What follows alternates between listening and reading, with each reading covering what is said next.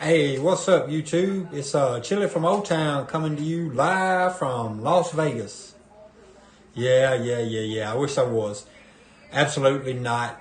Uh, I'm absolutely not in Las Vegas at the moment. I wish I was. I am coming to you live though. I was gonna get ready to do a little bit of practice. I'm gonna do like $1,000 bankroll and maybe some hot betting or some different type of strategies, but mainly it's just rolling and practicing my throwing. So yeah, I'm coming to you live, and I will be shooting. So hang around. We'll get this underway.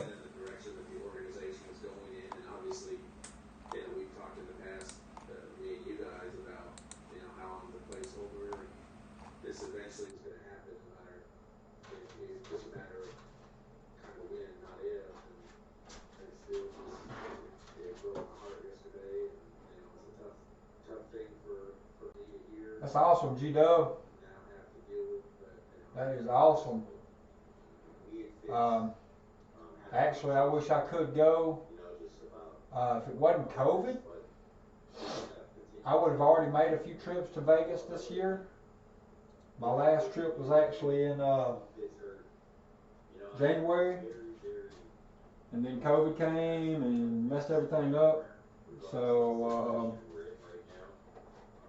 the reason I say I would have already been a few times is because we have I have work in Victorville, California.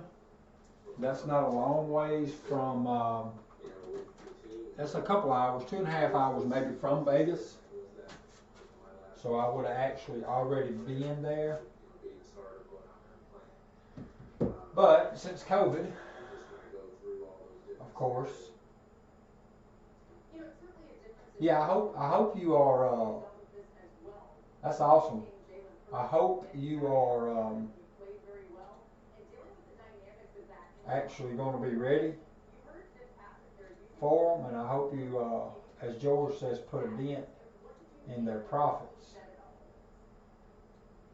Have to size something right quick.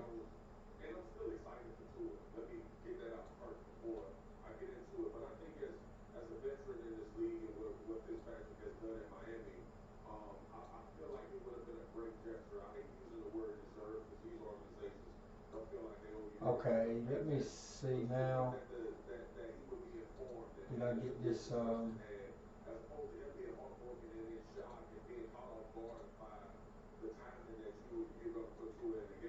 Hey, what's up, Thunder?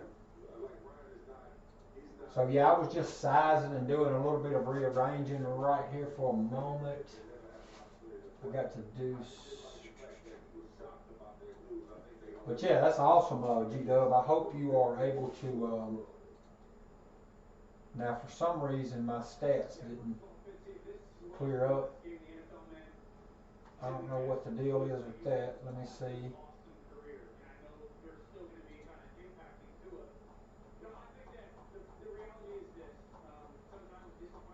I don't know.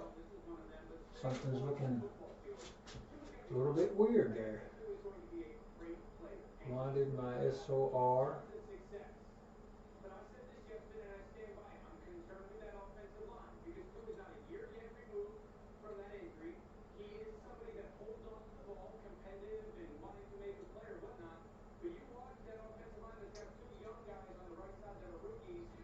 Something's not going on with the stats just right.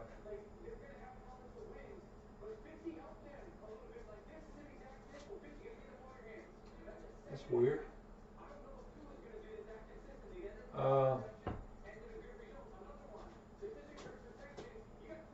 In the stats, it appeared to be reset.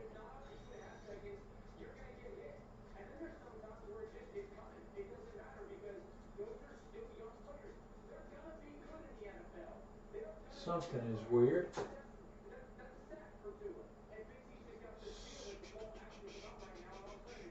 So hang on just a minute. Give me just a minute. Let me see what's going on with this.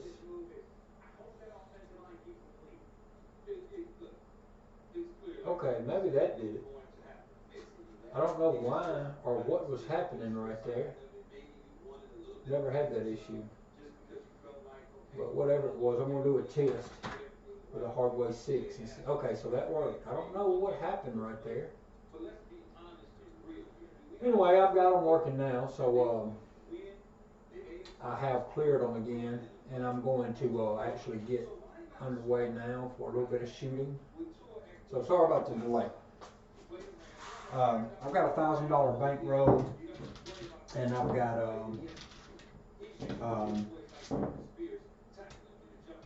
no particular order of strategies or no particular preference. So I'm just going to start with the normal $10 pass line, $25 ATS. I'm going to use the 3-2-3-6. Have no place bets working. I have nothing up, so I know they're not working. So dice are out. Dice are moving. Dice are out. Yeah, they weren't, but I've got them reset now. No, they're not, are they? You all right, G-Go? Now they are. And whatever reason I had to do that, I do not know. I've never had to go in and individually reset or refresh those browser sources. Yesterday I was having some problems, not really problems, but Robert was on and he said my stream was real choppy. I lost him. He lost me. So maybe it had something to do with my internet and some of my Google Sheets are not resetting. That's all I can figure. So now we're on. I got a 3-2-3-6 set, $10 pass line, $25 ATS, and dice are out.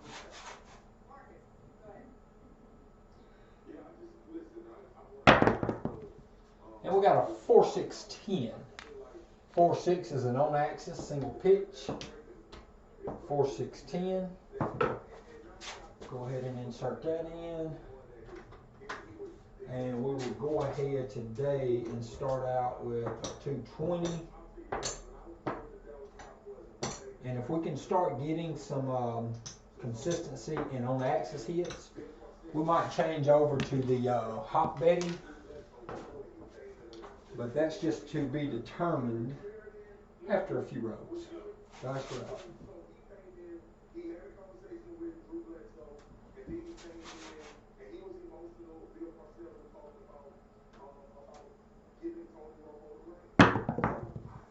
Two, 4, 6. This is an on-axis single pitch again, so that's 2. Now I'm going to do the staying alive strategy. My version, well, the 220 revised version, because Mayo's version of staying alive is actually 130, and it takes 2 hits to regress down to 76. Well, when I do I usually always do a staying alive type version, but it might be with 130, it might be with 220, it might be with 440, 880, in that sense. So what I'm going to do, this is the 220, so it takes the $70 win. It takes the $70 hit for the 60, and then we regress right away completely down to the 130. We don't fool with the outsides just quite yet.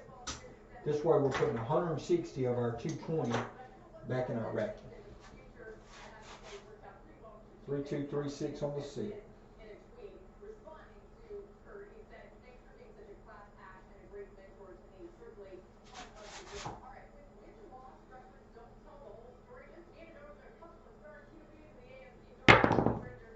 All right, 2-1-3. This is an on-axis double pitch, 2-1-3. This is not really ideal for this dice set, but it is on axis. It's just a double pitch. Double pitch is always a bad thing. Well, let me rephrase that. Double pitch is potentially a bad thing because generally in any dice set, a double pitch is going to lead to a 7. Now you have these kind of instances right there where it was a 2-1. So because that is considered a double pitch, it's basically both dice went that way and then that one rode 2 more times. That's a double pitch. So when you can get away with a double pitch in that form, it's not as bad. But generally, a double pitch is going to result in a 7. Dice roll.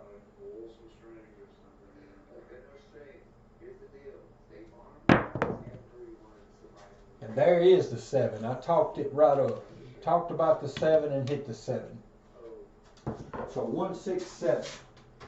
So we were not able to do too much that time, but drive the SOR down, and also on top of driving the SOR down, we lost a little money. We were not able to regress down to 76, so we lost 60 off the place bets, and we lost a $25 ATS, and we lost a $10 pass line. So we lost roughly about $100 on that particular shooter. So this time we're going to try it again, and we're not going to be talking about the 7. Don't know if that's going to matter, but we're going to try it. Alright, so we're going to go again. $10 pass line, $25 ATS, up. Let's go ahead and get our 220. Up and off. Up and off. So we're up and off. I'm going to start out with a 3, 2, 3, 6 set again.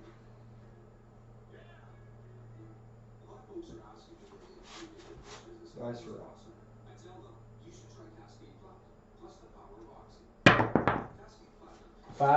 3, 5, 8. So this time the right dice imploded. 3, 5, 8. Our point is 8. The only thing a little bit different this time, instead of putting the odds, instead of having a place bet for the 8, we're going to just do it in odds. Pays just a touch better.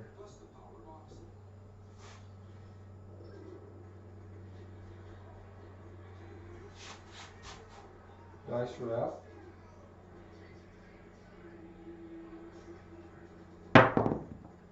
3, 3, hardway 6. That's a primary hit. 3, 3, primary hit 6. That pays 70.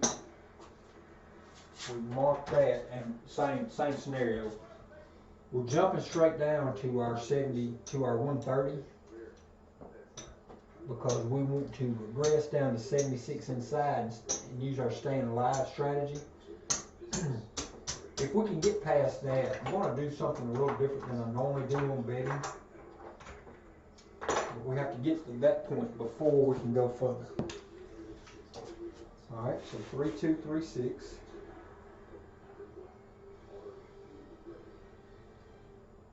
Dice are out.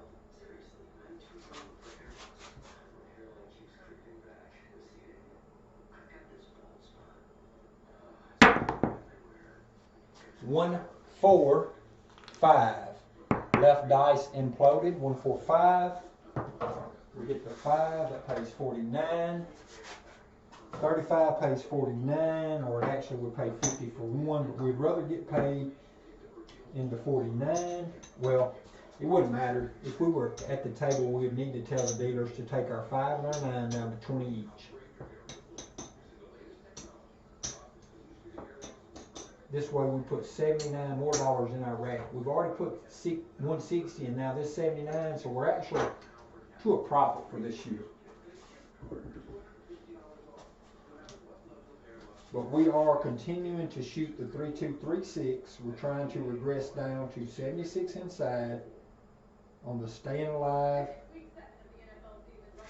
craps, Hawaii, staying alive strategy.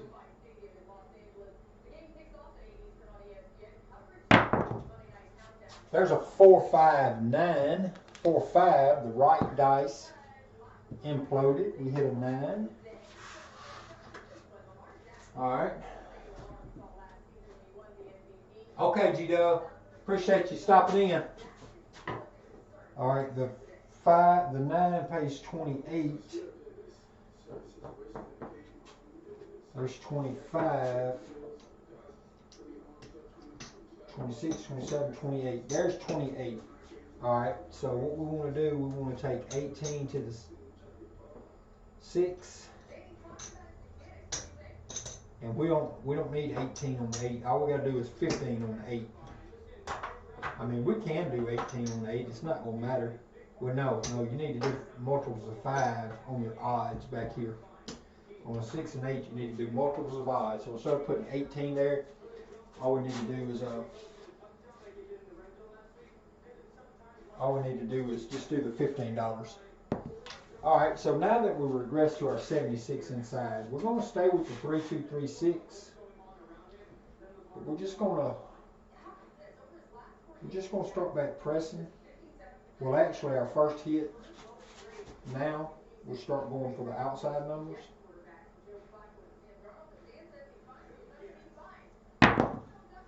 4, 5, 9. So same scenario. 4, 5, 9. The right dice imploded again. It pays 28 again.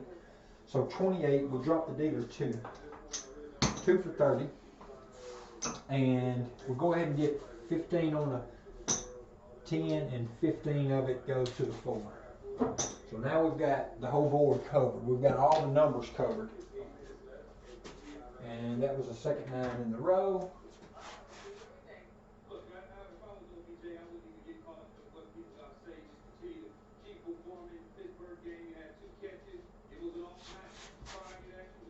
Nice row.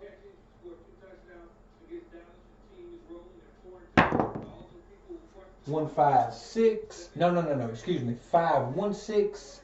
This is an on-axis primary hit. 18 pays 21. So now what we're going to do, the 21. All right, we got $21 there. So now what we want to do is we want to press our, we've got 18 here and 21 here. That's 36. So we're just going to press this to 30. We're just going to take and press the 6 up to 35. We collect 9. No, we're pressing it up to 30, excuse me. Actually, we're going to press it up to 36 and we're going to collect 3. So we're just going to really take our money now and start pressing the board. We might do like, that's not really what I had in mind, but that's the way I'm going to do it right there. We're going to press one number at a time, a full press with the winnings, but we're going to do a press and collect method.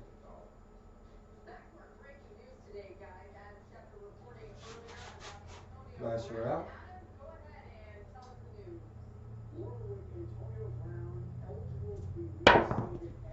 6, 6 box cars. So that's an off axis to right. The left dice exploded to create a 12.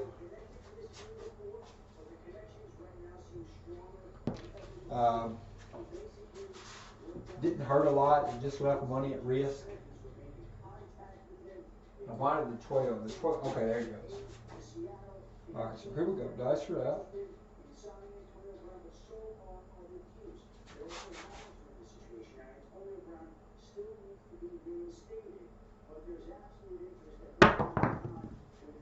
Four, 5, 9. So we've hit this 4, 5, 9 quite a few times. So 20 pays 28. So we're going to drop the dealer 2, and that's 30. So 2 for 30. We're going to do a full press right there. So we're just going to press all the way up. So we're taking that 9. It was 20 and it paid 28, so that's 48. We dropped the dealer 2, taking that 9, full press. But I did not do the press and collect, did I? I was supposed to collect that time. That's all right. We'll try to collect this hit.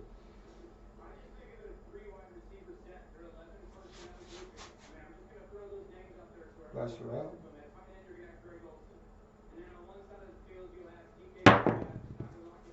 4, 2, 6. The right dice exploded that time. 4, 2, 6. So we got 36 on it. Mark the 6. Actually, it's only supposed to be 35 out there. No, it's supposed to be a multiple of 6. Yep. So for every 6, it pays 7. There's 6. So that pays 42. Pays 42. So this was a collect, because I didn't collect the hand before. All right. So this time, if we can get a hit, it'll be a press. All right. So we're still needing a 10 and 11. We're needing a 2, 3, and 4. We're just going to stay with this set for a little bit longer. A lot of times at this point, I will try to change around and go for the extremes with the cross 6 set, but I'm just going to stay with this for now.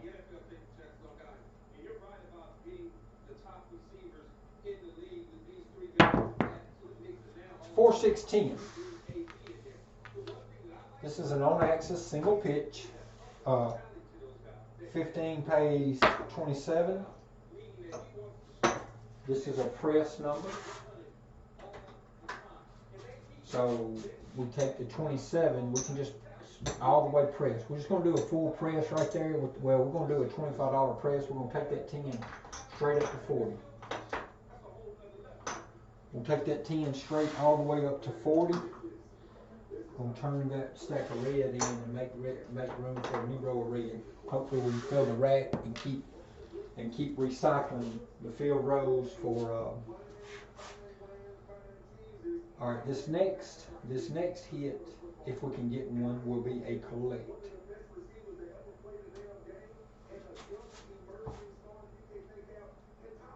That's right.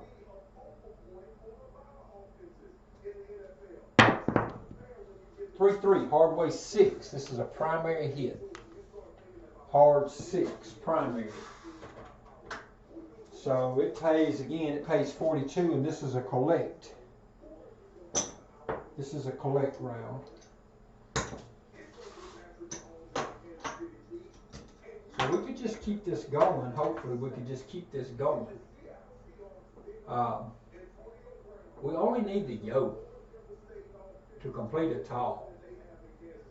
So what we will do at this point, we're going to rearrange bets a little bit.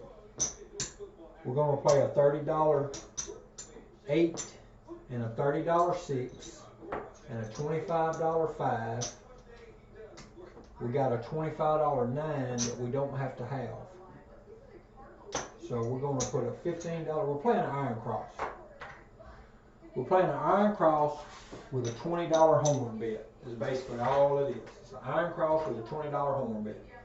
It's a $25 5, a $30 6 and 8, $15 field, $20 horn. We're going to change sets, go for the 6, 4, 6, 5 set, and try to pick off the yoke.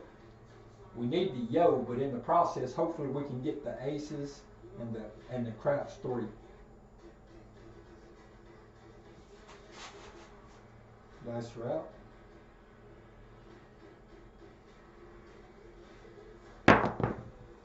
And we got hard 6 again. One dice got off axis. The left dice, the right dice actually exploded. Or maybe it imploded. The left dice, the 6-5 dice, it imploded. The left dice stayed on axis, the right dice imploded, created a hardway 6. 6, 30 pays 35. So the 35 just replaces the field and the horns. And we go back with the same set, 6, 4, 6, 5. This is the hopping, well, this is not quite the hops. This is not the hop bets. This is just the horn bets. Iron cross with a horn bet. Aces, there's aces. So it hit a primary hit right there. Aces. This works real good whenever we can get our primary hits. Because we got a $5 on them aces. That aces $5 pays 30 to 1. So them aces right there. Alright, so 3 of them numbers lose, but that one right there gets paid 150. So that nickel gets paid 30 to 1, which is 150, and it stays up. The field gets paid double the bubble.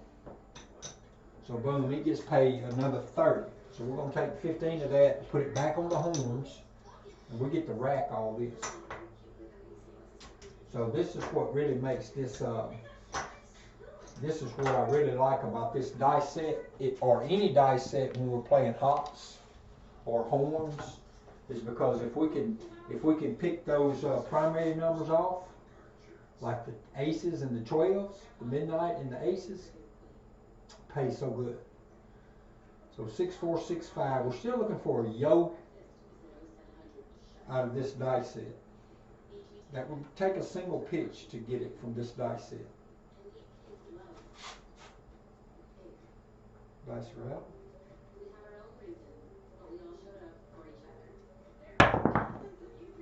And there's the yo. There it is. So this dice set produced as we wanted. 6, 4, 6, 5. The right dice had one more rotation, so that's a single pitch. Yo. We hit our tall.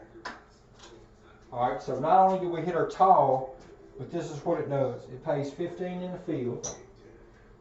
3 of these $5 horns are down, but one of them on the yo gets paid 15 to 1. We got a nickel out there, so it pays 75. And the nickel remains up. So we're going to take the field money that we just won, $15, and we're going to replace the other 3 horns. We rack that 75 up. And we get to get paid for the smock, for the tall. We got a dime, we got $10 on it, it pays 35 to 1. So it pays $3.50. There's the $3.50. It pays $3.50. We'll go ahead and turn that in.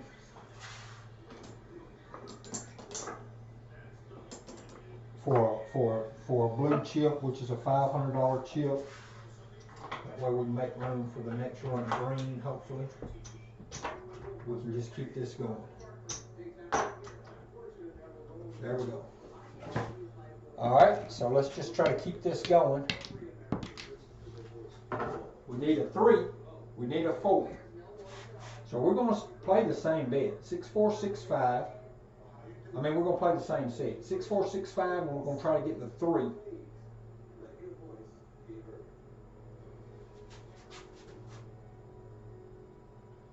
Dice are out.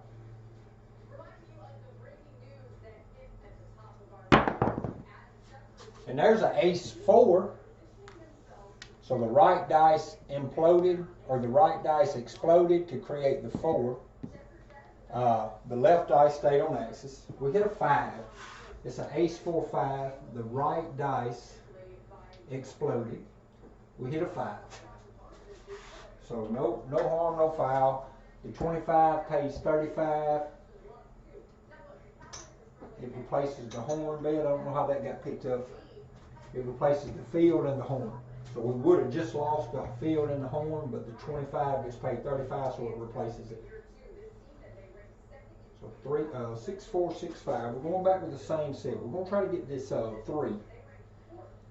If we can get the 3,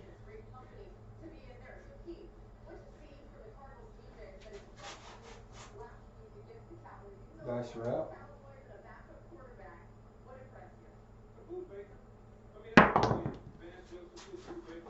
4, 1, 5.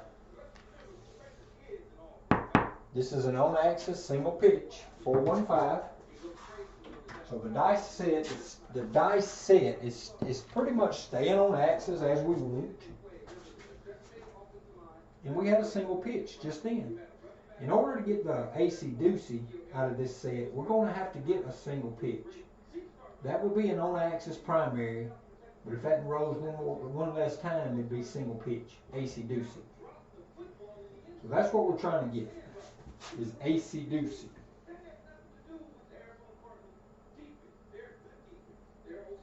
Now this, a 3 could come by way of a single pitch also on this dice set. Not a 3, but a 4.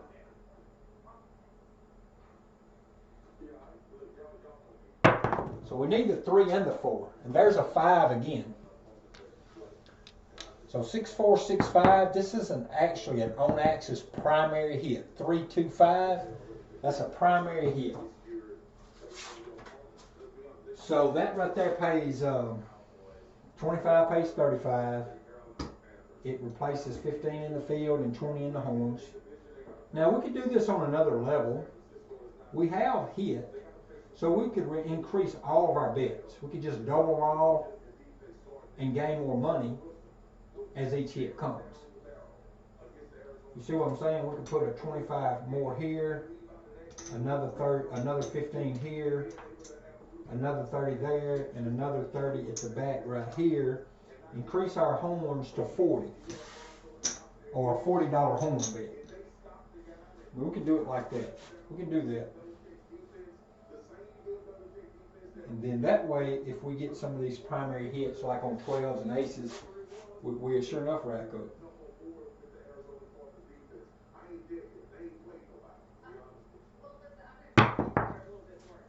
And that was at the wrong time to do it. 6465, our left dice imploded, created a deuce. Our 6-4 dice imploded. Our left dice imploded. Our right dice stayed on axis. Left dice imploded. So that one stayed on axis. That one imploded. 257. So that was the wrong time that we chose to increase all the bets. But that shooter made money. That shooter made a good bit of money because that shooter hit the tall. Plus it hit a lot of numbers before we swapped over dice sets. But we were needing a 3 and a 4, so we swapped over dice sets trying to pick up. Actually, we needed 11, a 2, a 3, and a 4. And we swapped over dice sets. We hit aces. Oh yeah, we needed a 2, 3, 11, and 4. So when we swapped dice sets, we got the aces and the aces and the yoke. So let's see what that did to the SOR. That dropped the SOR pretty substantially, but it always does. It always does. All right, so here we go. We're going to go back up for $10 on the pass line. We're going to go back up for $25 ATS.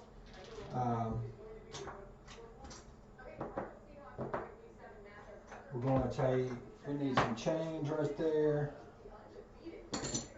for the black. We got inside up and off. We're not playing we're not working on the come out.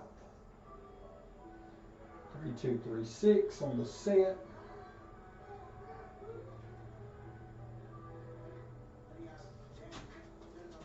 Dice are out.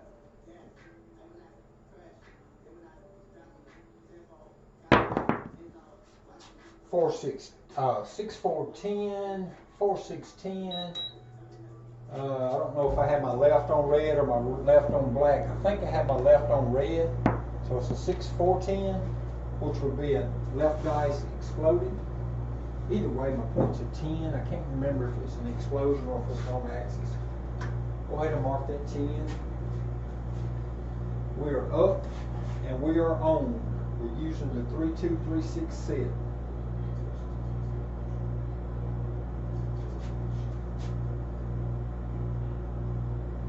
Dice are out.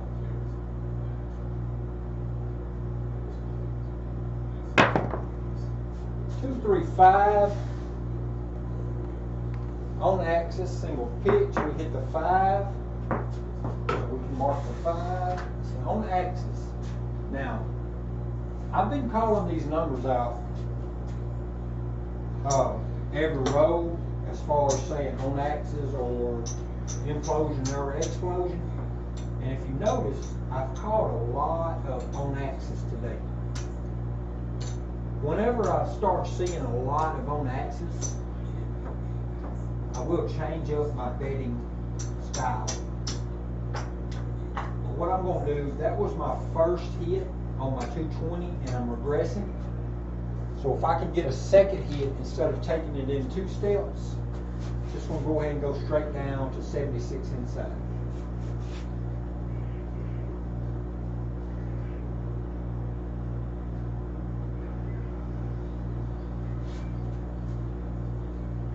That's right.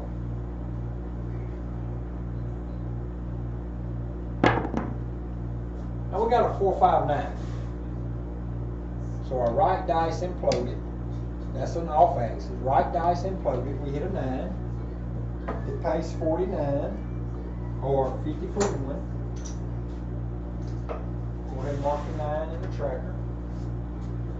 Alright, so this time, instead of me taking 2 more series of steps down, I'm just going to regress everything off, and I'm going to change up what's happening just a little bit. Not what's happening, excuse me. Not going to change up what's happening. I'm going to change up the way I'm betting. Excuse me for that.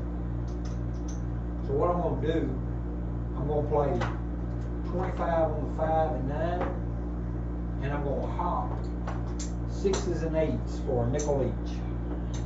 All 6s and 8s are hopping 6s and 8s for a nickel each.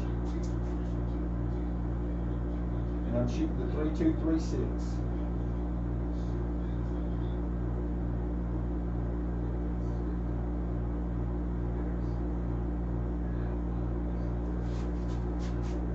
Nice route.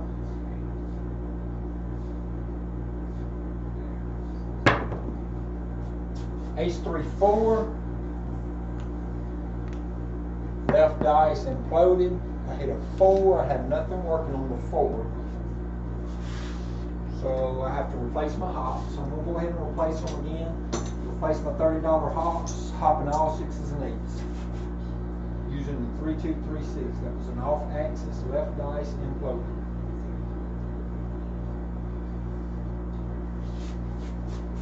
Nice route.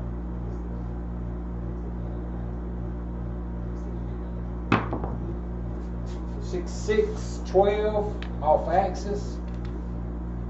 Box cars, off axis. The left dice exploded. We'll shoot one more time for this. We're hopping 6s and 8s. We'll shoot for it one more time, but we're not just going to keep throwing it away. If we're not hitting on the axis at like at least 50% of the time, we won't do these hops. Nice route.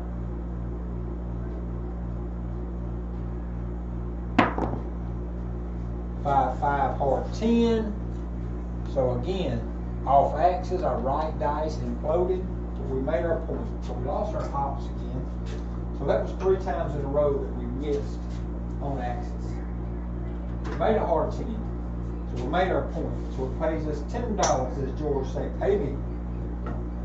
We only have quarters on the 5 and 9. There's no need working them. We're just not going to work those quarters. Actually, we're just going to reduce. We're going to regress those quarters off because we are needing an 8 and a yoke, a 2, 3, and a 6. So we're going to come out with the 3, 2, 3, 6 set. We're not playing anything but the pass line on the come out. Of course, ATS, it's always working. You can cut it on and off. Nice route.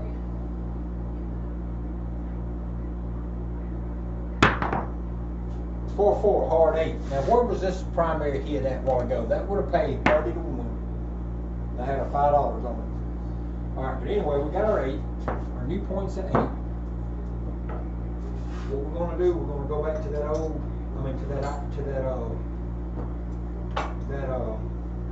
iron cross. Going back to our iron cross, 25 on the 5, 30 on the 6 and 8, $15 in the field, $20 hop, $20 horn. Got a $20 horn bid.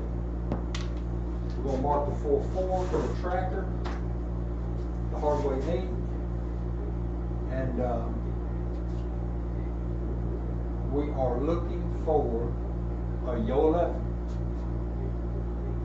6-4, 6-5 on the dice set. We're looking for Yo 11.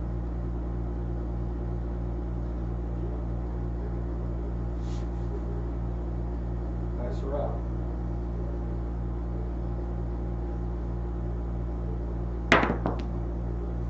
And we got a 1-5-6. So this is an on axis, single pitch. We hit a 6. The 6, 30 pays 35, so that replaces the horn, that replaces the field. Now all we need is the extremes. We need 3 of the 4 extremes. We need the 2, the 3, and the yoke.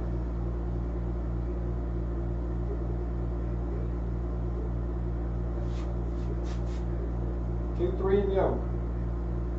Dice her out.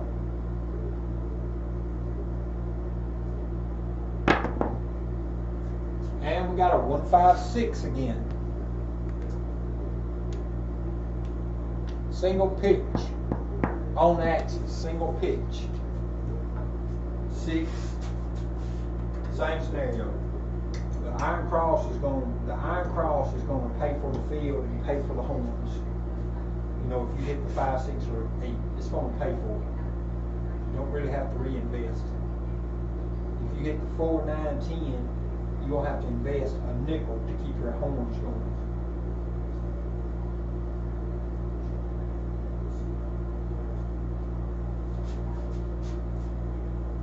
Nice her out.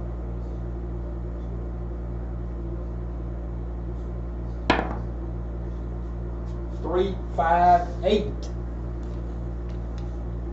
6, 4, 6, 5. This is a double pitch. 3, 5, 8. We hit our point. So what it does, it pays 10 on the front. 30 gets paid 36 in the back. Pays 6 for every 5. There's 6 5s out there. So 6 times 6, it pays $36 in the back. Alright, so like I said, this thing right here, you have to reinvest the 35 so you can keep your horns and your field going. So all you're really collecting is the frontline winner and the dollar. Because I'm reinvesting on my field and on my horns. I'm reinvesting that 35. And I'm working to come out. So the 8's paid. I'm using the 6, 4, 6, 5. I'm working to come out because I'm using the cross 6s that can produce. This could produce a craps number real easy. That's what I'm really hoping happens. I really don't mind getting a crap number right here. That's right.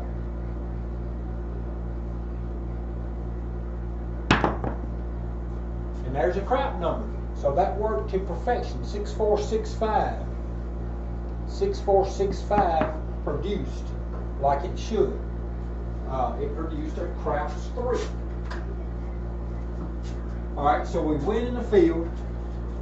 Alright, we win in the field. And the craps 3 gets paid 15 to 1. So it gets paid 75. So we replace the horn. We replace all horns, we rack 75, and we replace our frontline winner. Our frontline loser. Alright, so we notched another number on our ATS. All we need is a 2, and all we need is a yoke. So we're using the 6, 4, 6, 5, 6.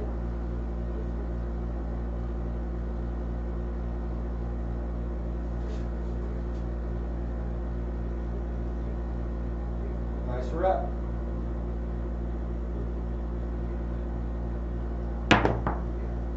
And there's aces. Primary hit. So this set is working as it should. Ace, ace, primary. We lost. We hit the top. We hit the small. So we're sitting pretty right now. So let's look at it. It pays double the bubble in the field.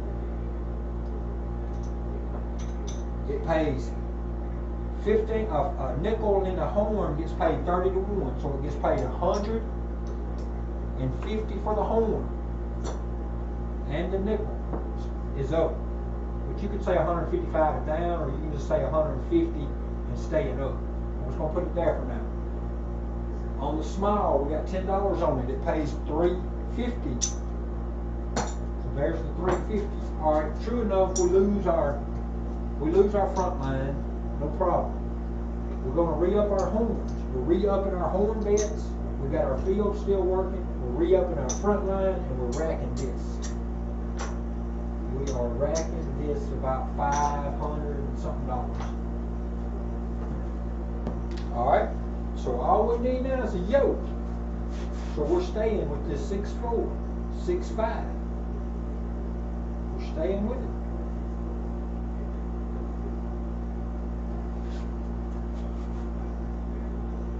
That's all right.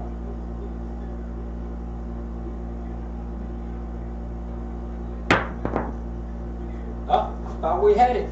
We hit a 6-3 instead of a 6-5. I thought we had that sucker. Our right dice actually exploded, or actually imploded, excuse me. Our right dice, our 6-5 dice, imploded. Our left dice stayed on axis, our right dice imploded.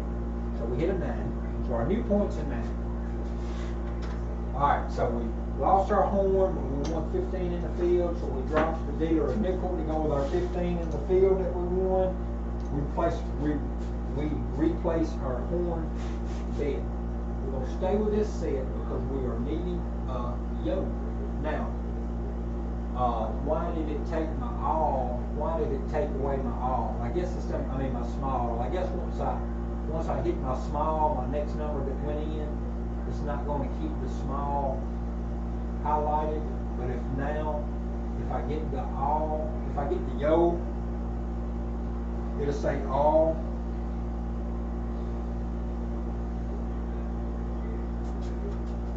Dice are out.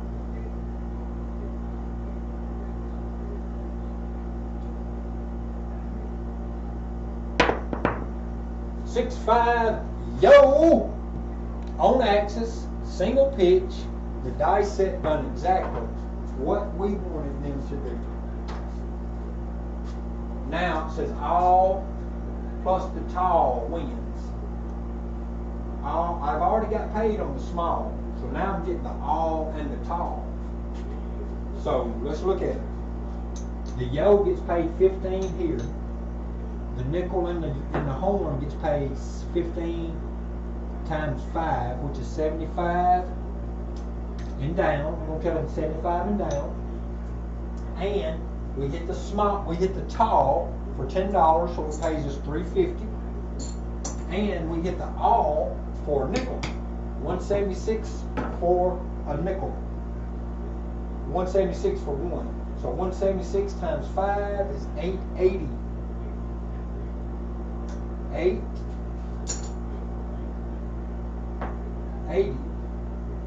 So we're just going to do it this way. Instead of collecting the 880 for the for the all, we're just going to drop the dealer 120, which is that right there. So give the dealer 120.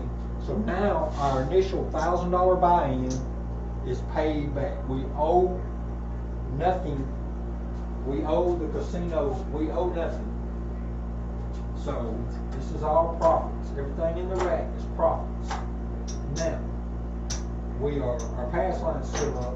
We are changing our betting strategy back up. We're going to change dice sets back now because we're not going to keep shooting.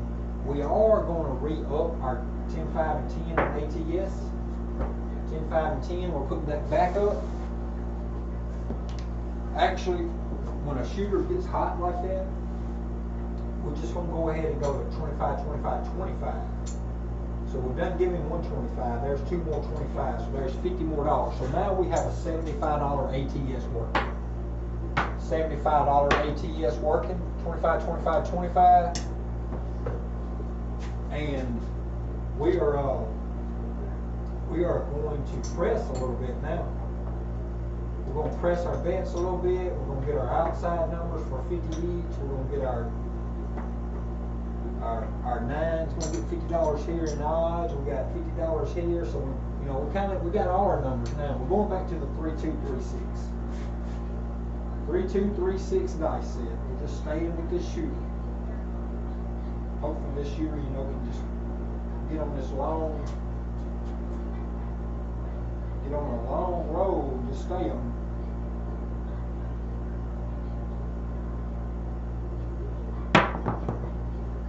Ace, deuce, 3. 3-2-3-6. So this is actually a drift.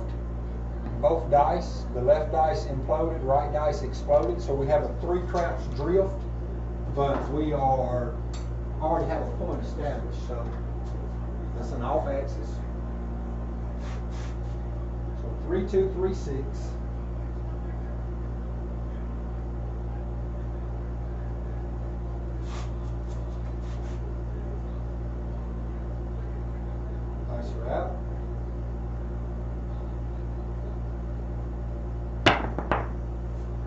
All right, we get a 4-6-10 single pitch. That's an on-axis single pitch. So 50 for $1, it's paid 100. No, it actually costs $2. $50 costs a $2 vig, it gets paid $100. It's $100. All right, so we're going to go ahead and go.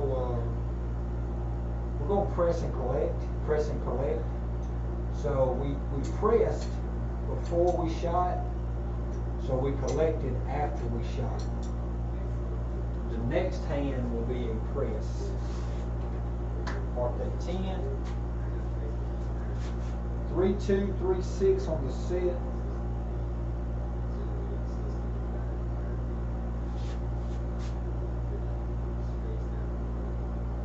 Nice route.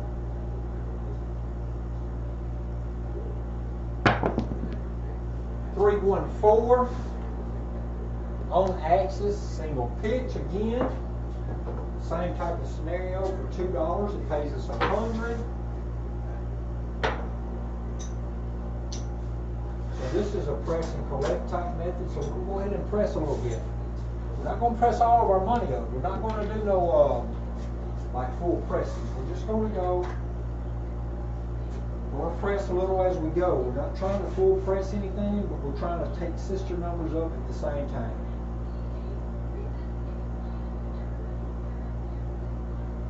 3-2, 3-6. Nice route.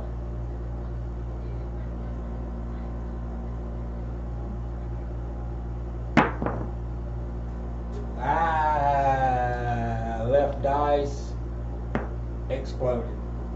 387. Okay, it's all right. Shooter done good. Shooter done good. Could not complain about that shooter for one bit. That shooter was on a 15 or 20 point roll. I don't even know how many points. But that shooter went on a monster roll. He hit the all tall small. He had actually started back over on the all tall small for quarters. So at the casino, that would be the kind of money that you would tip the shooter on. Toss him $100 or something.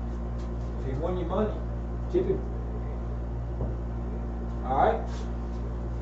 So, let's just kind of look and see how many rows that shooter had. He started at row 26 and he went all the way to row 43. So he had, what is that? 18 rows. On the 7 out was the 18th row. SOR is 13.3. So that's not terrible. It's actually pretty respectable. If you could get that SOR to 13.3 on a consistent basis, it'd be very respectable. All right, so let's go with a $10 pass. We're going to put 220 up here. There's the 220. We have to have change. Actually, we would just drop the dealer to 220. He would be responsible for setting the board. And we're going to do a $25 ATS.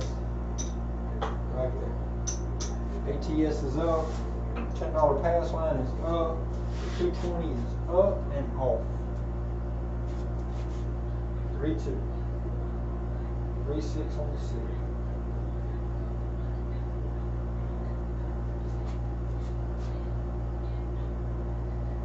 Nice route.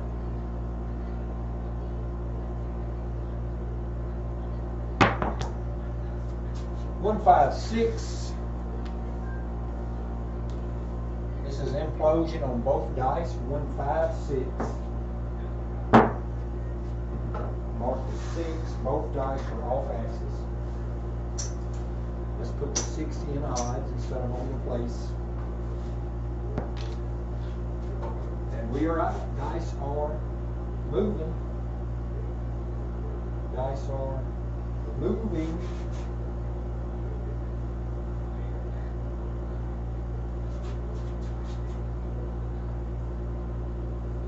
That's right.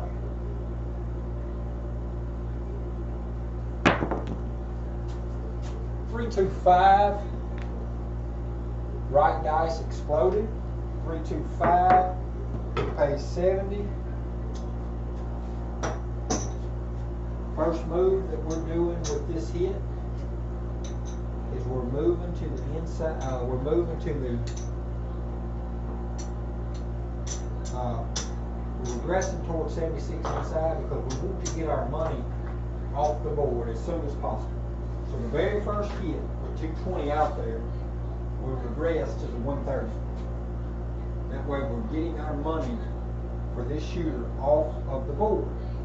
We're going to try to build the board back up, but we want to build it up with the casino's money instead of our money out of our pocket.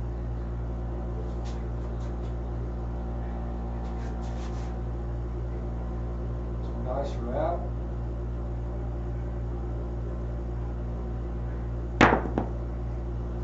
Five, yo. So both dice again, we have, this is a drift again. Left dice exploded, right dice imploded. We hit a yo. So our dice are getting off axis. So we're going to have to make some kind of correction right here. Our dice are getting off axis more and more. We can see if we can straighten this up some.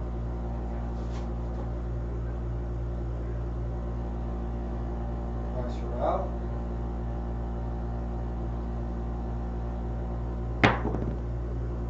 And 257. Right dice imploded. So I just was saying that our dice are getting off axis. So this time, this shooter didn't fare so well. He was able to get most of the money. 75% of the initial investment back off the board, but we left some. So it's going to take, the minimum is going to take 2 hits with bets working to get the money off the board. So that 7 out dropped the SOR to 11.0. It was at 13.3 or whatever. Now it's at 11.0. Let's go ahead. We're going to play the Midnight Madness trigger strategy. We got 440 up.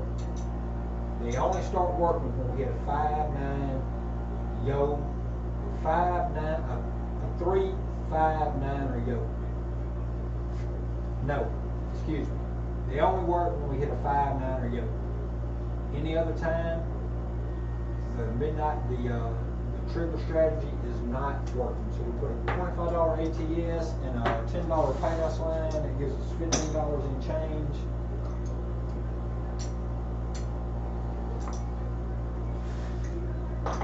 Alright, so here we go. Dice are out. We're going to play the strat with the Midnight Madness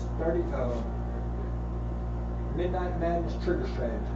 We'll be using the 3-2-3-6.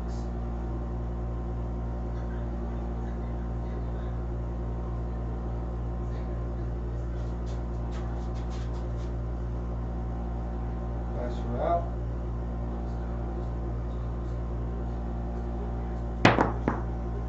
Alright, so we hit a 6-5 yo. This is a drift again. Drift.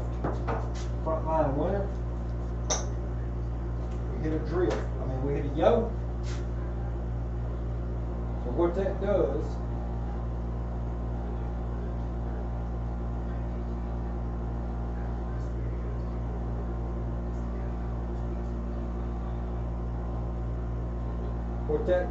excuse me, sorry.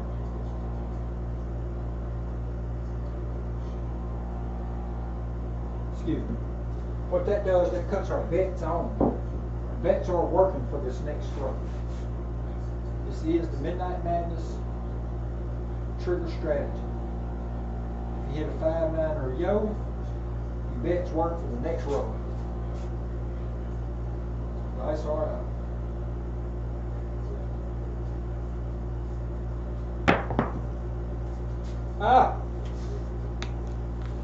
That wasn't so great. 167. That was not great. 167. So 7 on the come out. That's another front line winner. But that kills the 440. That hurts bad. There's 450. We get a $10 in change. We re-up our ATS for 25, so there it is, 475. We're back up, 465, whatever this is. We're back up. Wow. It's supposed to be 475, yeah. No, 25 and 440. It's supposed to be 465. All right, 465, going back up. But it's not working now because we hit the 7. So trigger strategy's off. We're still looking for a come out. We're still looking for a point.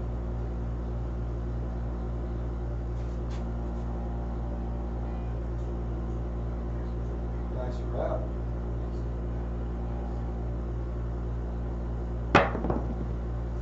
AC 213. This is an on axis double pitch. Craps 3. So we lose our front line. $10. Back up. 3236 on the set.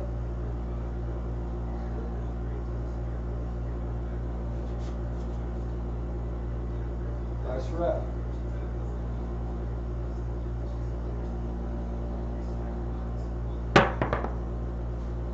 Alright, we got a 246 on axis, single pitch. Our points is 6. Trigger strategy is off. Trigger strategies only come on once you hit a 5-9 or a yoke. 3236.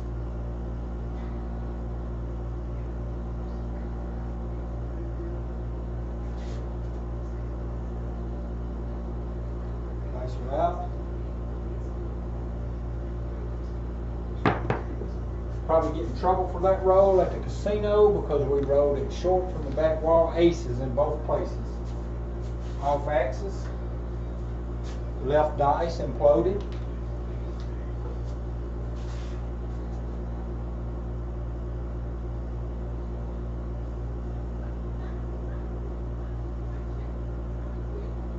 Trigger strategy has not cut the place bets on yet, so they are still off. That's all right.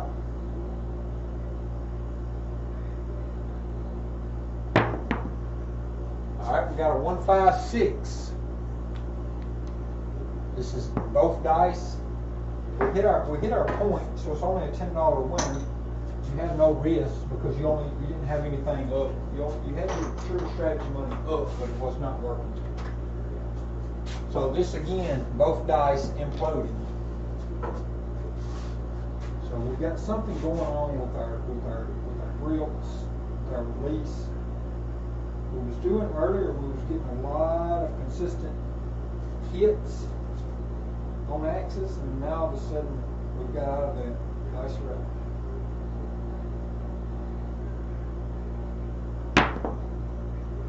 Alright, this time we've got a 3-1-4. So this is an on axis single pitch, 3-1-4. New point is a 4. Trigger strategies is not working. Got to hit a 5-9 or yo to make the trigger strategy work. All we need is a 5. But just notice that. All we need is a 5 to hit the small. So I mean, we're in a position that we could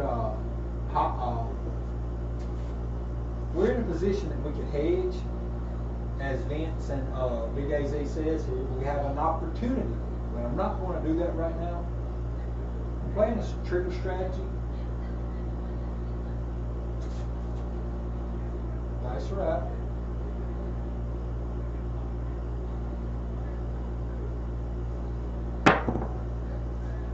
$268 on the axis, primary hit. 268. Dice are not working. I mean, place bets are not working. 3236 on the set.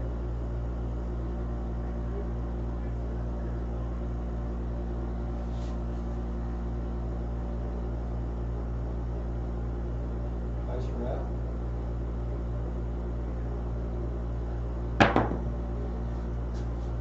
$426, right dice exploded. 426, we hit another 6.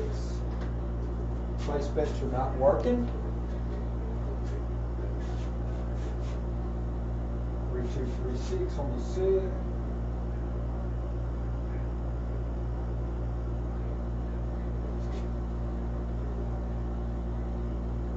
Place her out.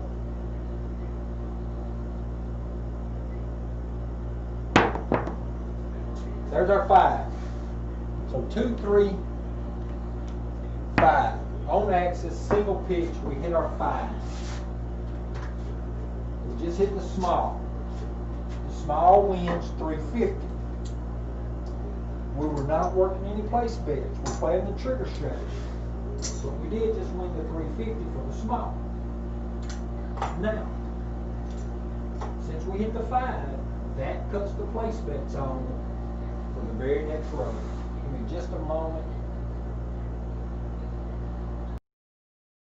I should have straightened it up just a little. Yep.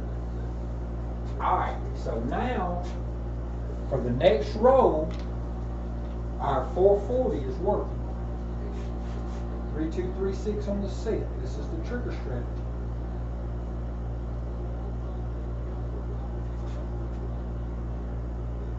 SOR out.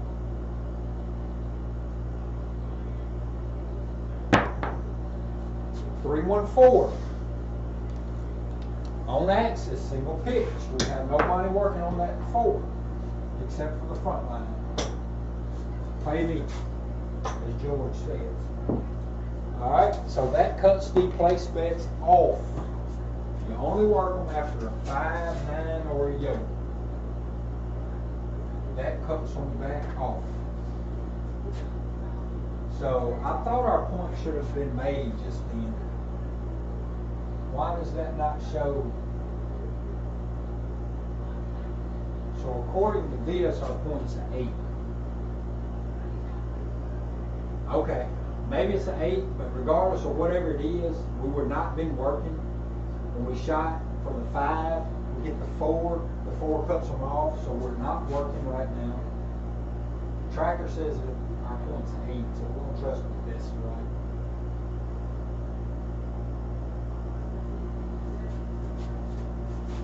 Place her out.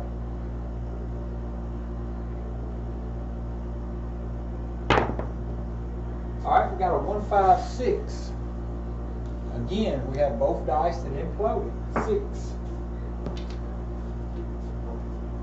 That was probably more in the wrist because I threw them so hard and they hit the back wall hard. Trigger strategy still has the place bets off.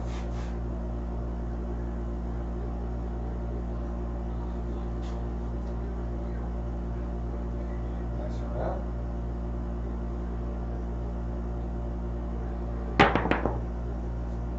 Ace, deuce, 3.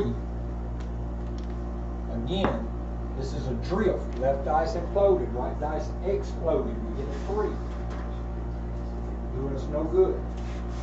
3, 2, 3, 6. Dice are getting off axis way too much. Let's see if we can get this corrected. Pass her out.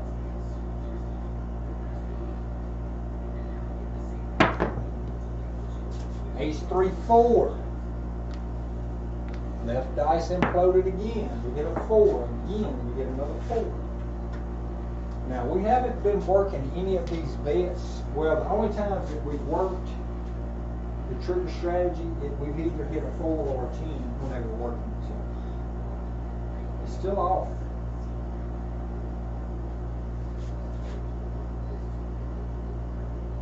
Place her out. 4, 5, 9. Right dice imploded. We hit a 9. So we hit a 9. That cuts our place bets on for this next throw. 3236. Dice set. 440 on the board, working. Dice are out.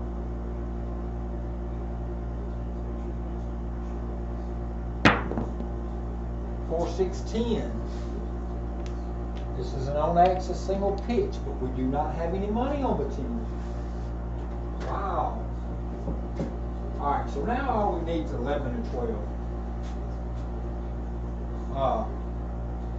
We need 11 and 12 to complete this tall, or actually to complete the all. So we're just going to pull this trigger strategy money down because it just has not hit for us. Well, one time that we had it working, we lost 440 when it worked on the come out. We had 11 on the come out, so we had to work it on the come out. You know what? 440. I'm never supposed to work that strategy on the come out, so I really wasn't even supposed to lost that 440. That's my fault for not following the rules. But since we need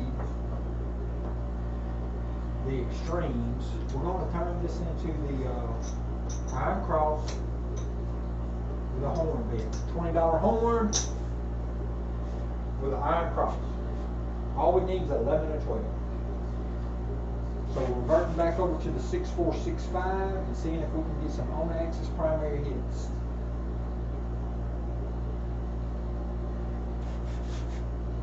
Dice are out.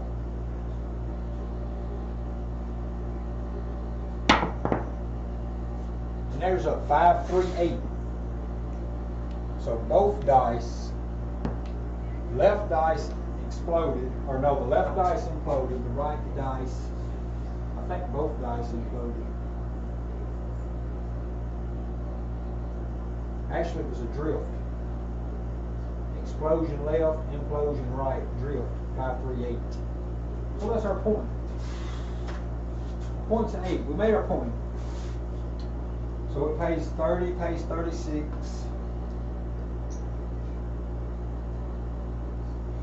30 pays 36 in the front line.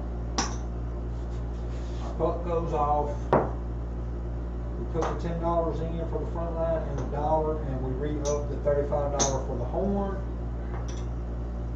and the field. And we get the 8 up there on the place bets, and our bets are working. And we're shooting at 6-4, 6-5, looking for 11 and 12.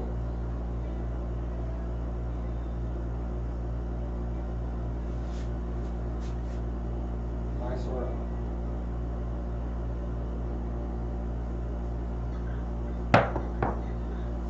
Oh, I thought I had 639. 6-3, I thought I had one of them. 639. That is a field number, but we lose our $15. We lose our $20 home. We win 15 in the field. So we give the dealer a nickel. That re-ups our horns. Our right dice imploded again. 6-4, 6-5.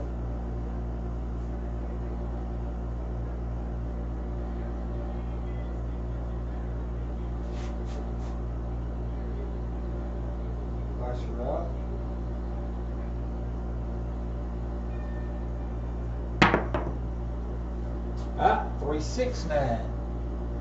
So this is a single pitch on axis primary hit. So it pays us 10 on the front and it pays us 15 in the field. So we have to re-up our $20 horns. Our field is up. We collect the nickel. We are working.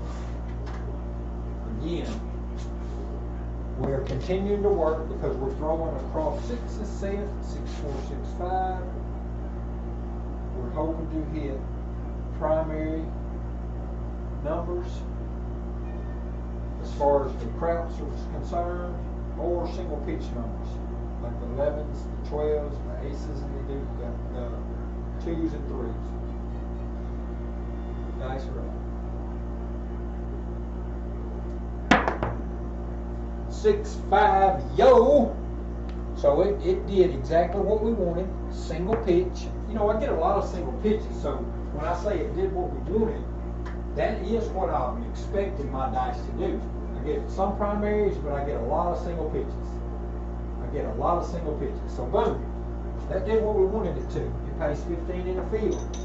It pays $10 on the front line, and it pays 75. It pays 15 to 1. So 15 to 5 is, 15 to 1 is the same thing as 75 for 5. 75 to 5. So we rack that. We leave our field up. We put our horn back up. We mark our yoke. Now, we're looking for a 12. If we can complete the 12, we're going to have a tall and an R. So 6, 4, 6, 5, everything's working. Nice one out.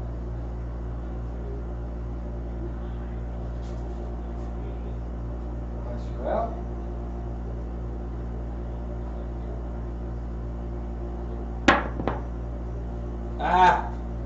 Double pitch. 617. Okay, everything was working. We had to work everything. We didn't have to work these bits here.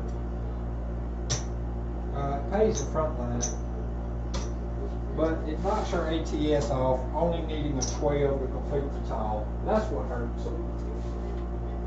That's a come out 7, knocks our ATS off. So it's not terrible, but it's not the greatest of scenarios.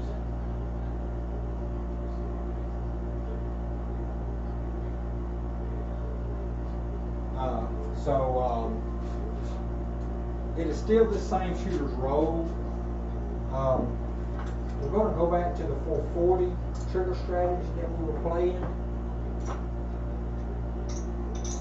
for this particular shooter. And we're going to re-up our $25 ATS. And we're going to, this shooter's still rolling. So we don't have to start the shooter over. We don't have to get new dice. But we are going to use the 3236 set. We got to get rid of that double pitch. Dice her out.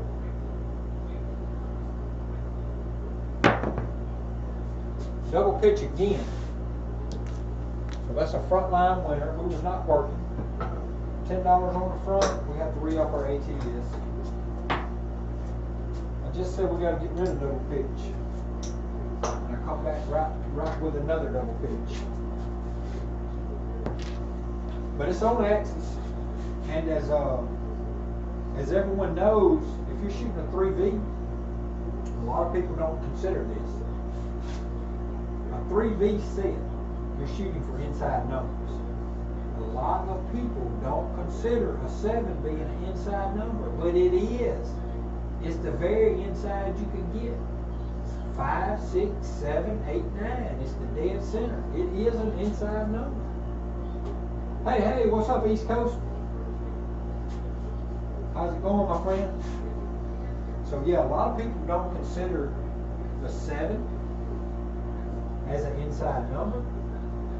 But just keep in mind, it is an inside number. If you're shooting a 3V, well, it doesn't matter what you're shooting. A 5, 6, 7, and 8. 5, 6, 8, 9 is what most people consider the inside. 7 is inside that also. Anyway, here we go. That was a come out 7, so we are we're still shooting. The ATS is back up. 440's up, but not working. Dice are out.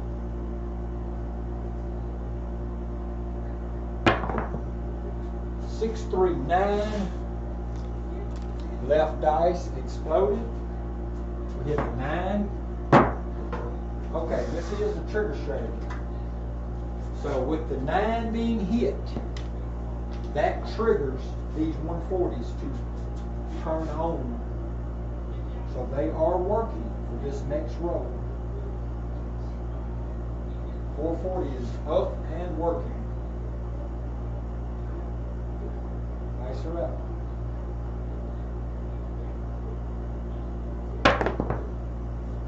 Five, 3, 8. On the axis, single pitch. 5, 3, 8. So there's a $140 win. All right, so that cuts the eight coming, cuts the numbers back off. So East Coast, you see what's happening. The last two rows, 9, 8. But I wouldn't be working here anyway because the 8 cuts the trigger. That's the trigger to cut the bets back off. So I get paid 140 and the bets go off. But if we were playing it in the form of EDC, we have a 9, 8 ladder. Exactly. I'm not cutting them off in that sense. I'm cutting them off because I'm playing a trigger strategy.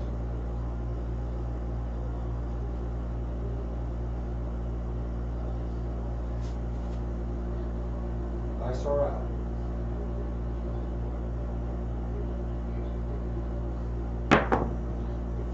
5, 2, 2, 5, 7 ladder lined up, didn't it? 2, 5, 7 lined up. 9, 8, 7 it lined up. Alright, so my right dice imploded. I lost my front line and I lost my ATS. But my 440 was not working. So I have to re-up my front line and my ATS, get them back up. That was yep. Yeah, oh yeah, I forgot. See, I don't know all the stuff to that yet, East Coast. I really, really, really need to know those different things. And it's going to take, what it's going to take for me to learn it is for me to sit down or for somebody to be at a table with me and us just roll continuously and let me see it play out time after time. And when I'm trying to do it, they're going to have to correct me if I'm doing it wrong. But for him to teach it over the thing, I'm not getting it. I'm not getting it that way. But that was right. I was supposed to hop them. But see, I hadn't been keeping them up. Yeah, you can hop all three, I guess, but I hadn't been keeping the track of them. So I don't even know which my two main ones were, but I would probably say the two worst ones that I have is the 4-3 and the 6-1. I don't get a lot of 5-2s. Yep, I'm supposed to do all that. See, that's what I'm saying. I don't know all the rules yet. But so my SOR is at 14.0. I've already hit an all tall small during one roll in the session. I've actually had, that was my 5th 7 out. So I've actually, out of 70 rows, I've had basically five different sessions of shooting. And one of those sessions I hit an all tall small. And then the session right before what you just seen, no. This session, the session right before the one you just seen, because the one you just seen was very short. It was a come out 7, a 9, 8, and a 7 out. It was a 4-roller. But the one right before that, I needed only a 12 to complete the all again. I'd already completed the small. Yep, I saved the 440. And that's, saving the 440 is basically based on the trigger strategy. So, if you're playing a trigger strategy, you're never going to line up with a ladder and get hit, because the only time the trigger strategy is it lets your bets even work is when you're after you hit the 5, 9, or a yoke. So if you're working in a ladder, the 8 or the 6 is going to be the next thing. So if you hit an 8 or 6 working toward a ladder, that's always going to cut your bets off. So the trigger strategy kind of works hand in hand. Okay, so you need 2 to 3 rows for the ladder to clear. Okay. But yeah, working the trigger strategy, I fall right in line with the ladders. It'll never get hit because it'll always cut off before that ladder can complete. Alright, so we got a new roller. We're going 3-2, 3-6 on the set. We've got the 440 up, but it's not working.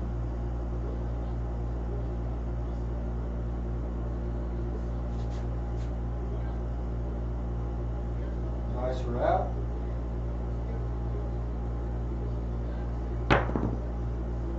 One 4, 145. Our new points are 5. So right here, 145. This cuts the place beds on it. The 440 is up and they're working on this roll here.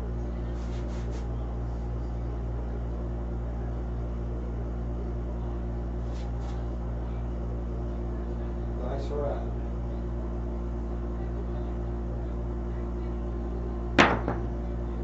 And we got a 325. So our right dice exploded. 325. We hit our point. Pays on the front. And it pays for the. Now, here's the rule now. So it pays 140. We hit a 5. So even though we hit a 5, made our point, you never work to come out. So even though a 5-9 or yo triggers the bets to come on, it's irrelevant at that point because never working to come out is the #1 rule. The only time that I've lost at this trigger strategy today was a little bit ago. I worked to come out because I come out with a yo, so I cut the triggers on, and then I rolled a 7 on the next come out and knocked my 440 off. I thought about it later. I thought about it a little bit ago that I was not even supposed to have been working. Anyway, I lost that 440 by not understanding the rules so well. So we're on the come out. So nothing's working but the front line. Nice, all right.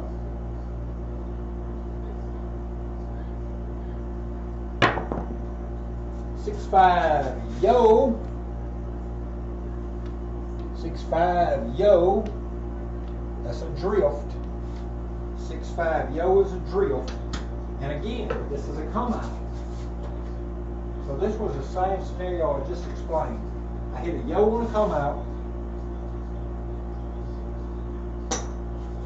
So I'm still on a new come out, so I don't work them. A little bit ago, I did work them because I'm thinking I hit the yo, so I have to cut them off. The next row was a come out 7. So it knocked them off. I took them down and lost them, but I really wasn't supposed to have.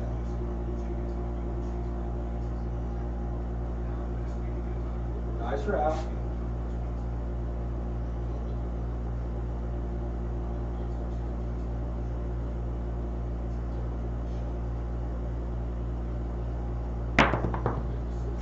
And there's aces. Aces in both places. The left dice imploded and created aces. So again, that's a front line loser. It goes from front line winner to front line loser. But it doesn't hurt the 440 strategy because it's not working on the come out. Yeah, you're right about the $5. You're right about the hopping the yo after a 5. I remember that rule.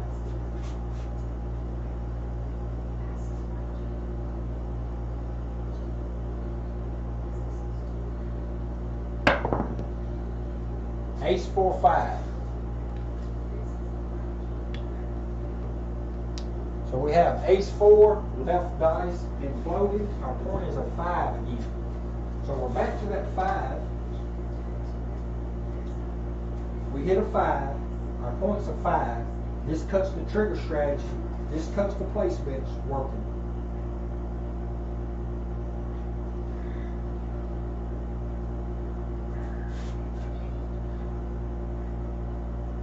Nice, all right.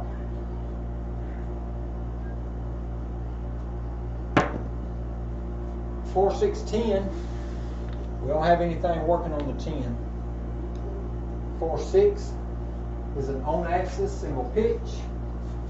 We get a 10. So we have no money working.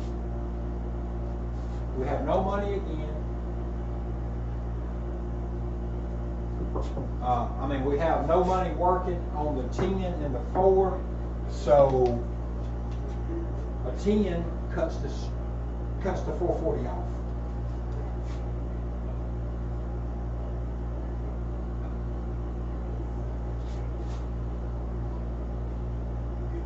Nice route.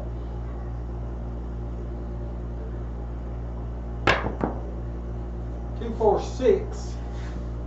This is an on-axis single pitch. 2, 4, 6. We have no money working. Sixes do not continue to keep the placements working. It's not a trigger number.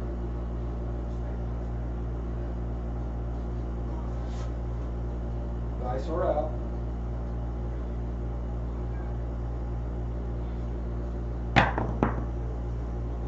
Three, 5, 8. The right dice imploded. 3, 5, 8. We hit an 8, but we don't have any. We don't have nothing working. All right, so we're starting to fill in on our ATS. We need a 9 and a 12. We need a 3 and a 4. We're going to stay with this trigger strategy, but nothing's working. If we can get a little bit more of the ATS filled in, we might move over to the cross sixes. Right now, we're just staying with the trigger strategy. It's not working. When I say it's not working, I'm saying the place bets are not working. The place bets are not working. So you say a ladder again, hit a 5, a 10, a 6, a 8. That's not a ladder. All right, so my last number was an 8. That does not cut my trigger, does not cut my place bets working.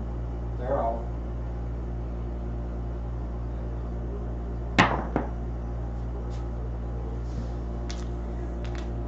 One, 6, 7. 1, 6, 7. Place bets were not working. Only thing I lost was a $10 front line and a $25 ATS. All right, so we're going to get away from this trigger strategy this time. We're not going to play it this time. We're going to do the $25 ATS. We're going to do the $10 front line, and we're going to go back to our staying alive. I understand the horns don't count, but I hit a 5, a yoke, a 2, a 5, a 10, a 6, an 8, and a 7. So there wasn't any ladder right there. It was a 5, 6. I mean, it was a 5, 10, 6, 8. So you're saying the 10 don't count, or is that the extension ladder? 5, 10, 6, and then 8. 5, 10, 6, 8. There really wasn't a direct ladder. It might have been an extension ladder somewhere. All right, I'm going back to this routine here, which is going to be the staying alive. 3, 2, 3, 6. I'm going to try to get to about, okay, 5 and 6 came within about 3 rows. Okay. I'm going to try to get to about 100 rows. I'm at 79, so I'm going to try to get there. Dice are up.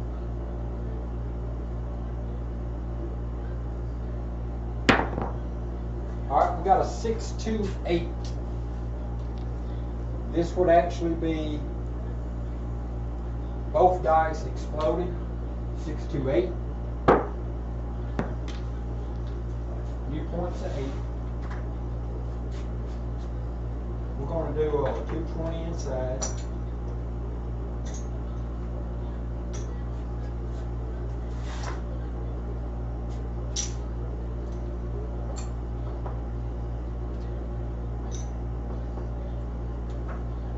Do a 220 inside, and we're going to play Mel's.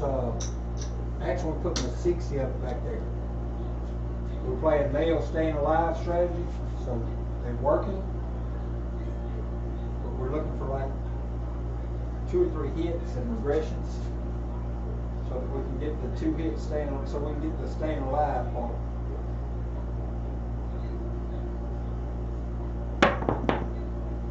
Three, 6, 9 on the axis, single pitch. 3, 6, 9. We hit a 9. We got 50 on it. It pays 70. Very first step, staying alive. On this particular money increment is we reduce straight to 130 inside.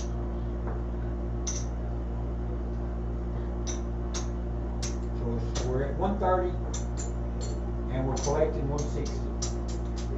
not collecting, we're racking back in 160 of our 220. We're looking for another hit to go down to 76 inside, and that will be our staying alive money.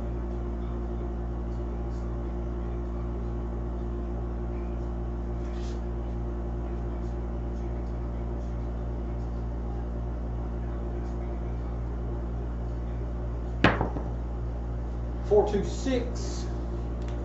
Right dice exploded. 426. We hit 30, pays 35. 30 pays 35. So now we're at the point the 6 and 8 working their way down to 76. This is a two-step method. I do it in 2 steps. I take the 6 and 8 down to 18 each, and then the 5 and 9 down to 20 each. You could take them all the way down at once. I could actually go down to like 54 across at that point and be and that might be even my better, even like that idea better. So on the second hit, instead of even going down to 76 inside, I'm just going to go straight all the way down to 54 across. This gets everything working. It's actually 62. You got to get the 8 involved also. So it's 52 out there and 10 here, so it's 62. It gets everything involved.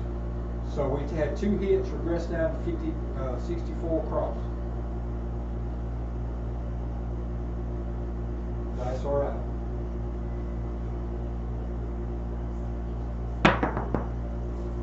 One, 3, 4. Left dice imploded. 1, 3, 4. We got $10 on it. It pays 14. Let's drop the dealer $1 and tell him the max press. So he's going to take 15 and he's going to put it on our 4. So that's going to be a quarter. So our 4 went straight to a quarter. We're going to go all the way up. We hit the 4, we're going all the way up.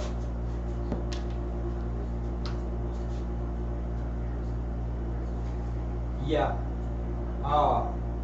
You know, there's something about me, even if the ladder was not showing in the instances, I would still regress.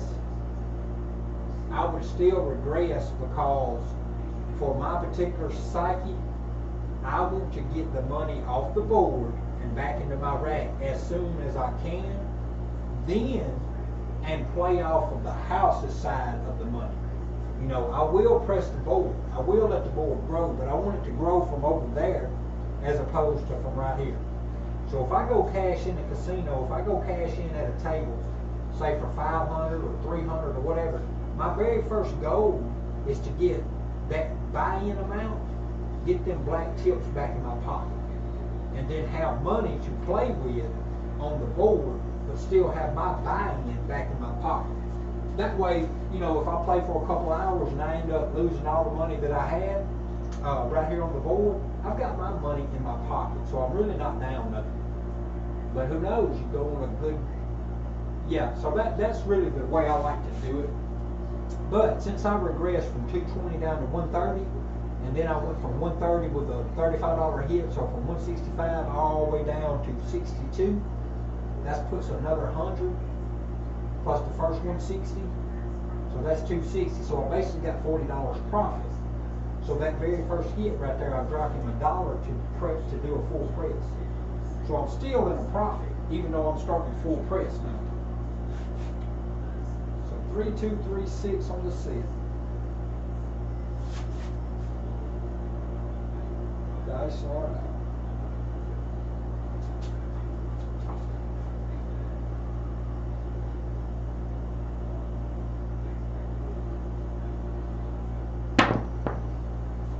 Two, 1, 3. This is a double pitch. This is an on-axis double pitch again. Double pitches are extremely dangerous. I've already talked about them. Generally, in a double pitch, you end up with a 7 on just about any dice set. So I don't really like double pitches.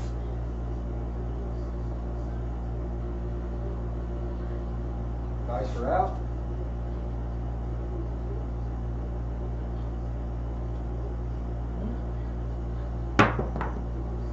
All right, we got a 4-6-10. This is an on-axis single pitch. We got a dime on it. We got $10 on it, so it pays 14. No, actually, I did that wrong over here a while ago. That, for $2, this would have pressed to 30. So let me give him another $1. I was paying myself in $14 units. So here, this 10 pays 18. I give him $2, and it pays me 20. So it presses it all the way to 30. It presses it all the way to 30. So buy that at 30 now. So I didn't pay myself right. It's all good. So that was a 10. So as I'm hitting these numbers, now I start noticing that I only need the extremes on the tall side. And I still need a 2 and a 5 and a 6 on the small side. So I can keep shooting at this, or I can transition on over to this cross sixes. So I think here is a good point in going on and moving over to the cross sixes. We have these quarters already on the board, so that helps soak up some of the money. We're getting a $15 field, and we're getting a, we've already got 10 on the 8. We're adding this other 20 to it. That makes 30 on the 8, 30 on the 6, 25 on the 5, and 15 in the field, and we're doing horns. So we got a $20 horn and an iron cross. Basically, is what we're doing. And I'm using the 6-4, 6-5 cross sixes dice set because I'm trying to pick off the yos, the 12, and the aces.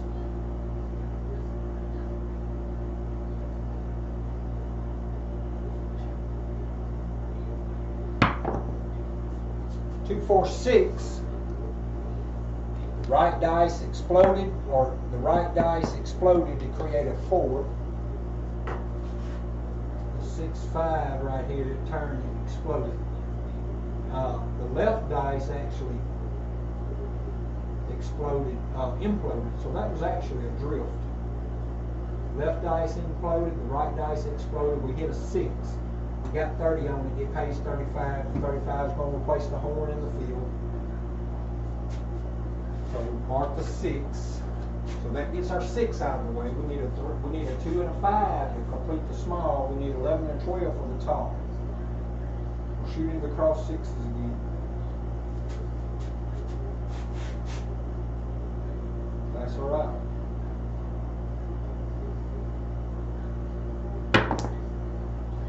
Four, 6, 10. On axis, single pitch. We got the 10 again, but we have no money on it. So for the field, it pays 15. To replace our horn, we have to drop our nickel to the dealer. Mark our 10 in the tracker. And dice her out again. 6-4, 6-5 again.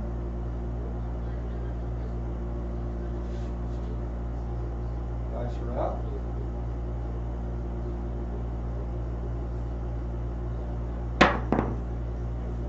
3, 5, 8. This is an on axis. This is actually a double pitch again. 6-4, 6-5 turned into a 3, 5, 8. That's a double pitch. We hit our point. We made our point. So the 30 in the odds gets paid 36 and a $10 front line. So we have to re-up our 35. We have to re-up our 35 for our field and our horn.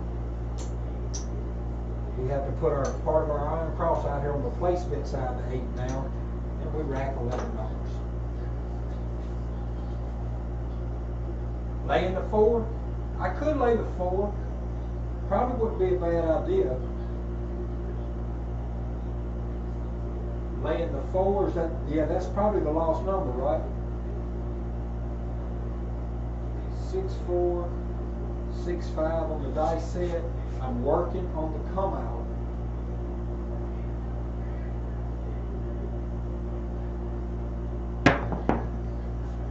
And there's ace, there's 2, 1, 3.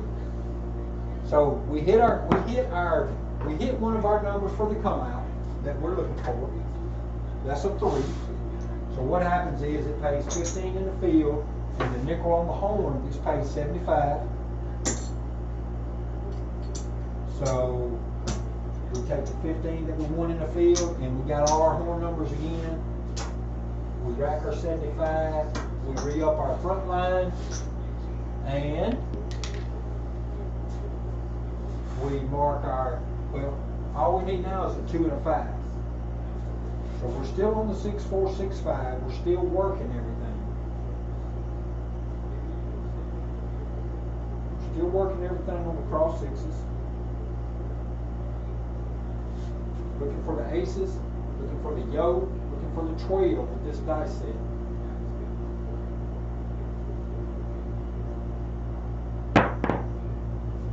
Two, hard 4. Good thing I didn't lay it. It returns. 2. All right, so our numbers are 4. It's probably going to still be lost, unless, as y'all guys say, if it comes back soon, within like what, the next 5 rows, then it's going to get real hot. All right, okay. So I hit the 4. So I have to drop a nickel to get my horn numbers back up. Now they're back up. My field's still working. Everything on my iron cross is up and good. Dice are out. 6, 4, 6, 5 on the dice set. Dice are out.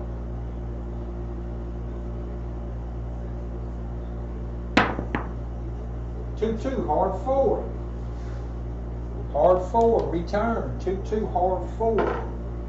So we get paid on the front and we get paid in the field, but in order to replace our horn, we just have to drop the dealer one of the nickels. So we rack a nickel and drop it.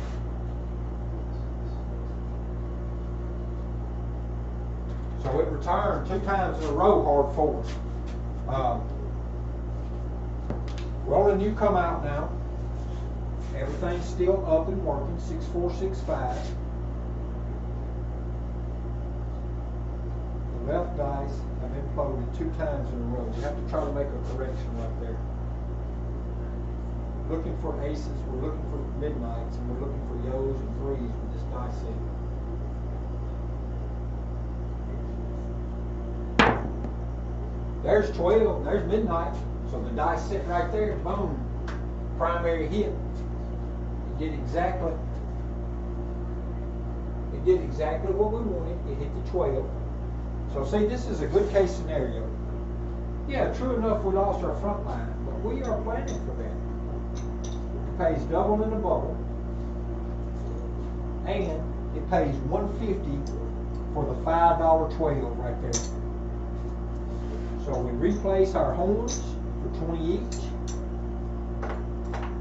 Our field's still up. We have to drop a front line back down because it got knocked off, but hey, we're shooting that set. We expect that to happen. So now all we need is the yo. The yo can come by the same way of this dice set. So 6, 4, 6, 5. We're shooting for the same thing. We're looking for a single pitch, 6, 5 yo. Or we're looking for a single pitch this way, 2, 1, 3, or 1, 2, 3. So this 6, 4, 6, 5. You know, this is what we're not actually looking for the 3 right now. We're looking for the aces. We've already hit the 3. So we're looking for primary hit on aces, and we're looking for the 6, 5 yo. Dice or else.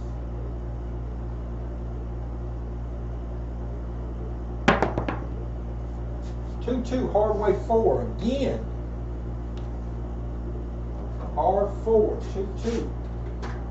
Alright, we was working. We won 15 in the field. We lost our horns, so we drop a nickel, our horns back up. It's all good. We're getting an implosion on that left dice. It's just a finger issue. We're just having to work that finger issue out.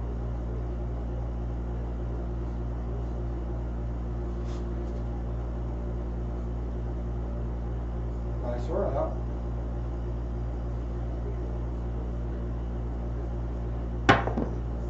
Aces, boom, primary hit. It did exactly what we needed. Aces in both places. That dice set did exactly what we wanted it to. And it come at a good time because it didn't knock our front line off. So aces gets paid double the bubble. It gets paid 30 in the field, and it gets paid $5, gets paid $150. Alright, so we re-up our horns. We rack this 15 from the double the bubble. We put our 150 in our rack. And we're shooting this same dice set, trying to capture the yoke.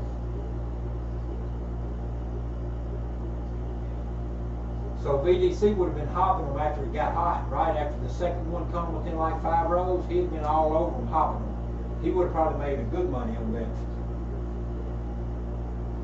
Alright, 6-4, 6-5. We're looking for the single pitch yoke on this dice set.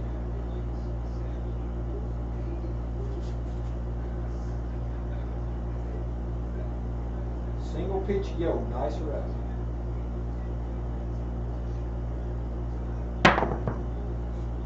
We got a 3-5-8. So this is a single pitch. But we got the 3-5 instead of the 6-5. So we got right at it. Single pitch. We hit the 8. So it come real close.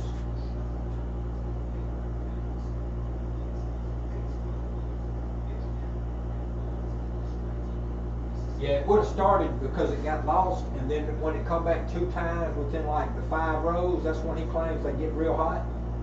So yeah, he probably would have been, like you said, all over.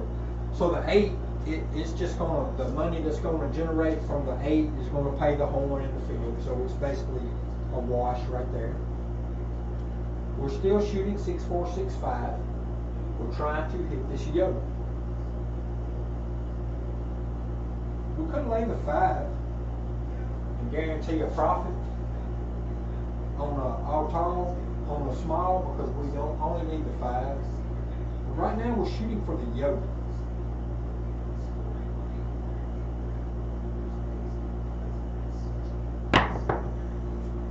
And we got the 3-5-8 again. So this is the same scenario, 3-5-8.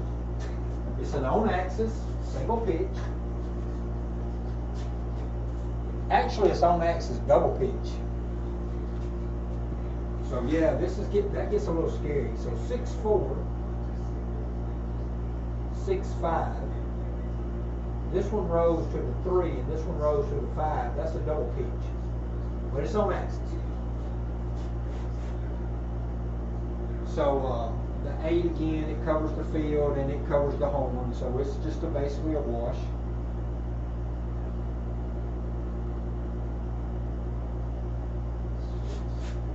Six, 4, 6, 5 on the set. We're looking for single pitch yoke.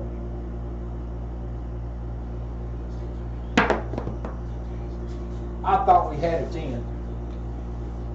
3, 6. I thought we had a 10, but we got a 3, 6, 9. All right, 3, 6, 9. It pays 15 in the field. We lose our $20 horn, so we re-up our horn. We mark our 9. We're still looking for that yoke. 6-4, 6-5.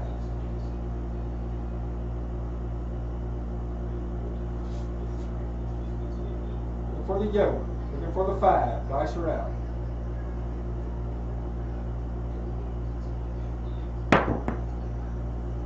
Two hard 4. If VDC was playing this 4, he would be racking up at the moment. Hard 4 point made.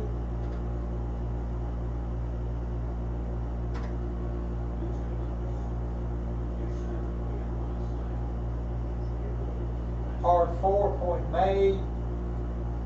Alright, here we go. Hard 4 point made. We don't have anything working on it except for the field. We win 10 on the front line. We give the dealer back a nickel for the, well, we give the dealer back. We want to re-up our home. So we collect a nickel and drop a nickel. We rack a nickel and everything's working, basically. So 6-4, 6-5. still trying to get this yoke. Be a good time for it right here. Be a good time for the yoke right here on the come out.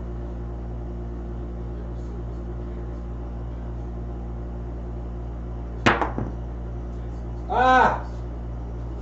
Right dice exploded. Right dice imploded. Created a 437. So our left dice stayed on axis, our right dice imploded. 437. Everything was working. Knocks them all off. The front line gets a $10 winner. That close to the ATS again. Could not complete it. The front line is a front line winner. That is a come out 7. So that did not hurt the SOR. So it is the same shooter. So let's go back to the quarter on the ATS. The same shooter is still shooting. So we can go ahead and go with the little bets again now. So we're going to go ahead and go with quarters on the 4 and 10. We're not working anything on the come out. 3, 2, 3, 6. Dice set. Dice are out.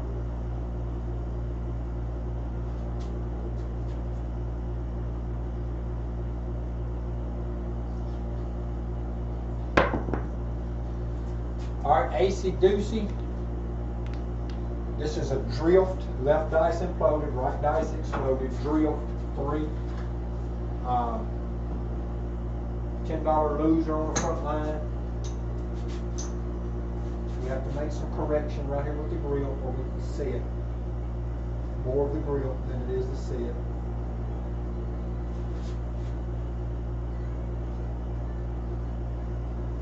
Dice her out.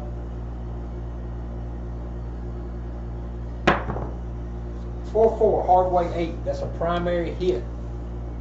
Primary hit. Our new point's 8, 4-4. Yeah, I thought I was going to hit it too at East Coast. I just thought I had that sucker. I just knew at any point that yo was coming. And they had to come out 7. But that's the way it is. That's why, you know.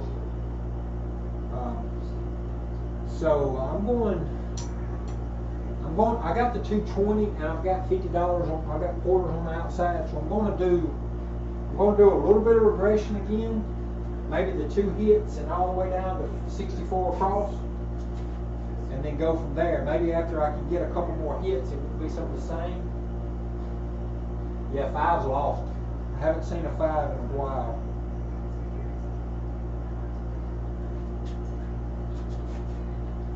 This dice set should produce one.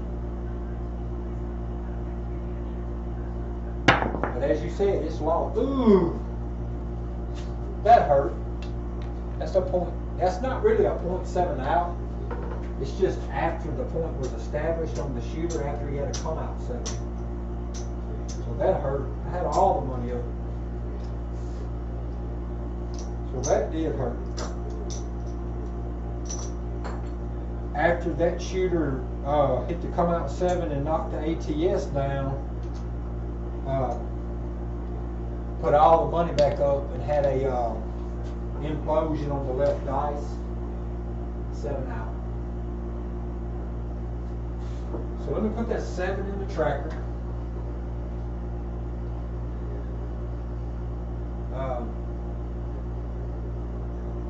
That sent the SOR down to 14.4 on the 7th out. 7 out. I said before I started that round that I was going to try to go to about 100 shots.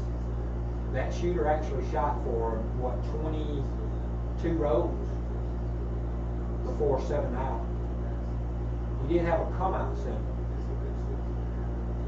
So that was actually a pretty good roll. Matter of fact, I was going to stop at 100. I was kind of getting a little bit tired, but I'm going to go ahead and give it one more shot. 25 on the ATS, which is 10, 5, and 10. $10 front line. I'm going to do this. Regression again. And we'll go ahead and start. with the outsides bought. You can do the 220 inside and $10 front line. Not working to come out. Not working to come out.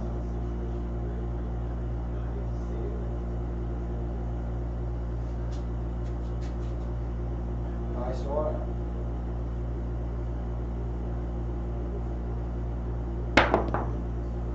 Four 610 on axis, single pitch, 4-6.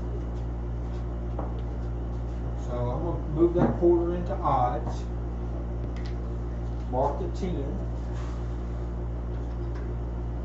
Here we go. 3-2, 3-6 on the set. We're looking for a hit to 130 and then a hit to 62. 64 inside. Dice rolls.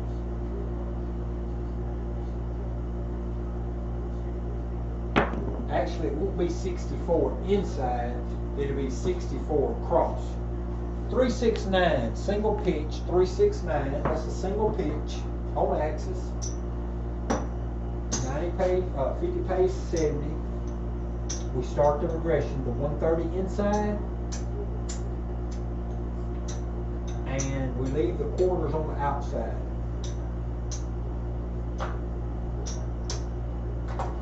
Alright, we leave the quarters on the outside, we are regressing to the inside. That was a 9. So we're looking for another inside hit so we can go all the way down to 64 inside. Or no, 64 across. I keep saying it's inside, but it's not inside, it's 64 across.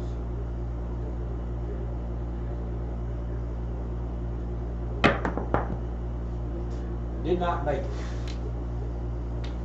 Dice has done got tired. 617. Brought our SOR down to 13.0. Lost a little bit of money. We weren't able to regress some of the money back off the table, but it's just too short of a roll to be able to get that second hit. 2 hits. It's going to take 2 to get your money off the board. You can either work to come out and take 1 hit, or you can be off to come out and take 2 hits. You know, you can look at it however you want to. To me, generally, when I go to work and come out, I generally have bad luck. But after 104 rows, the SOR is 13.0. There was an all tall small, so there's 8.7 out. There's 8 7 outs. So that was 8 different rollers. The best roller I think was somewhere around 18 or no. There was a couple of rollers that was up in the teens. There was one roller right there closer to the end that was like in the 20s. Went from like 79 rows, he had like 4 rows, and then the next roller went all the way to 100. Yeah, I don't like working to come out. But there was like a 29 roller somewhere in there. With that 29 roller, he had a come out 7. Alright, so we have a 13.0 SOR. Let's take a quick peek over at all the numbers.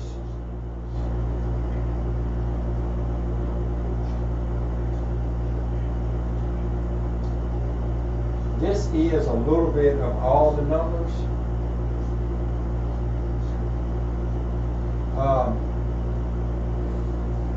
It has the gauges in it, which is going to show you.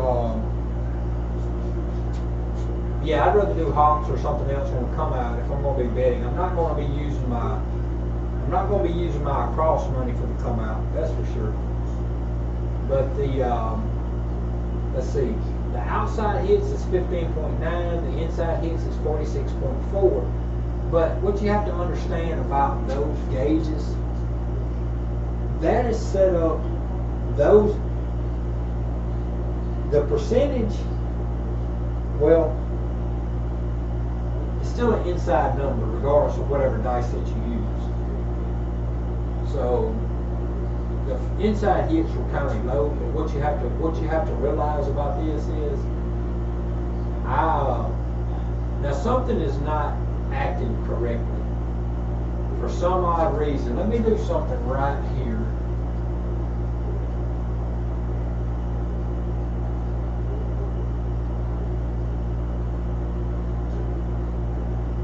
something is not acting correctly. On my 0.7 outs, it says I have 8, but on my graphs it says I have 9. So I don't know what the issue is right there. Let me look at this one.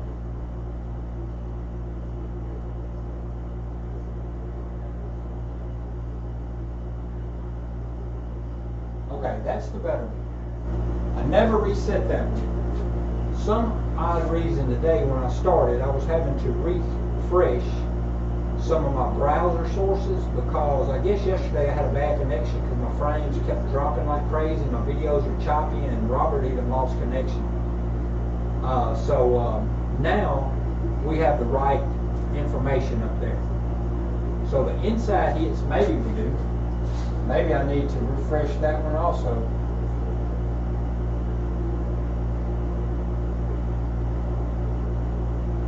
Okay. I don't think it was right either, because yeah, I know it wasn't. So now it is. Now it is refreshed. For whatever reason, it was not refreshed. But anyway, we have our gauges up there now that are more accurate. So they in line with what the bottom of the graph shows, which the 0.7 out shows 8, and then in 7 outs on the graphs, on the bar graph, there's 8.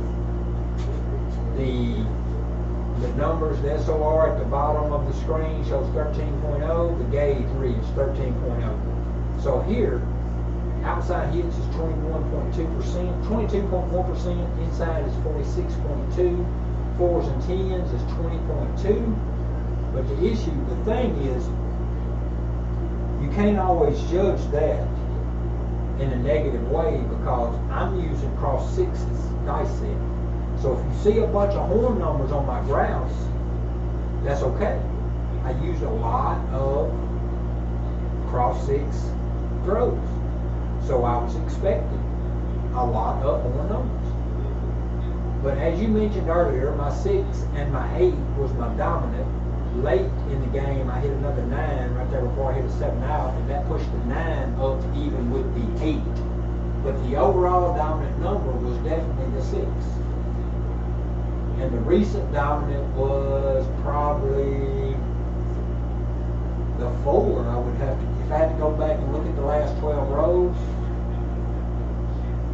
there was 1 9, 1 10, 1 8, 1 3, which don't count. Well, yeah, a 4, another 9, and then 2 8s behind the other 9. So it was either going to be the recent dominant, it was either going to be the 8s, or it could be the 9. There was 3 8s in the last 15 rows, and there was 2 9s in the last 15 rows. But the 2 9s come before the 2 8s. But after you get to 2 8s, right, there was 2 8s in a row, so there was 3 8s basically. So anyway, regardless, the numbers are 13.0 on SOR, and pretty good consistency across the board on hitting all the numbers. There was 2 different times, at least 2 different times, that I almost completed a tall. Right before you come on ECC, I needed a 12 and didn't complete it, and during your time of watching, I only needed an 11. That was to complete a tall on 2 different occasions. Also, on the occasion where you've seen I was only needing the 12, no, when I was only needing the yoke, all I needed on that one was a 5 to complete a small.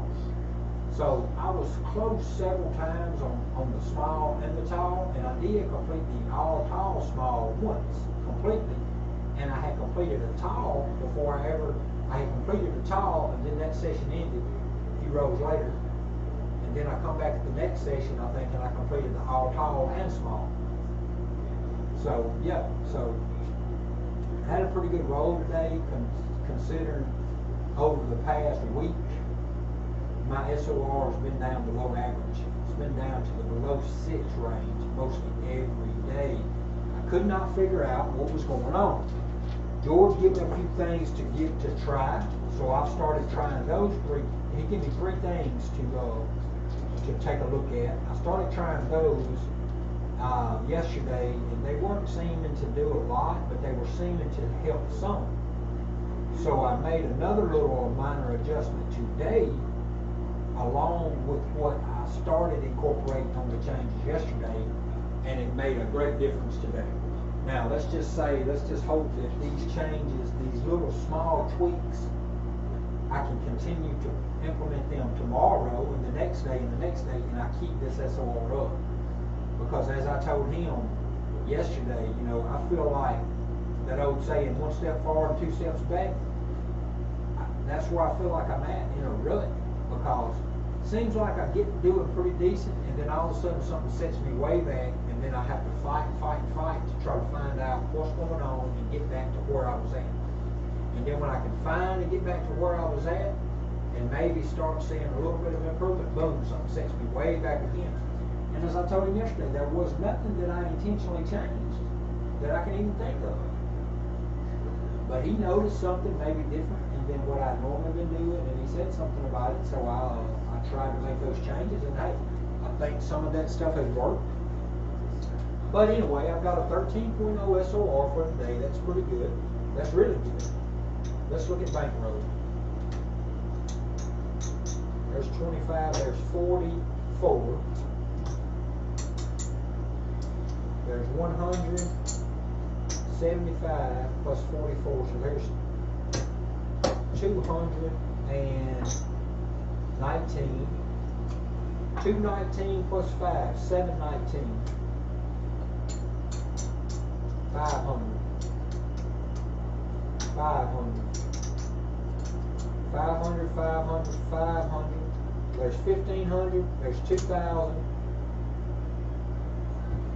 21, 22, $2,219 profit. Alright, I'd already, when I hit that tall, when I hit the all earlier, instead of me collecting for the all, I just paid. I dropped them some more money, and I paid off my $1,000 starting bankroll. So this whole $2,219 is all profit. $2,219 profit with 104 rows with a 13.0 SOR. $2,000, that's good. 22.19. So I would not be mad about that a bit. You know, this video is 2 hours and 13 minutes long. So if I spent 2 hours and 13 minutes at a table in a casino and I won $2,019, that's really some 100% like good profit. Oh, definitely makes the ride. It definitely makes the ride home more enjoyable. No doubt about that. You hit that head on the head there. But that is definitely one of the benefits of it. But just to know that things are starting to look up for me.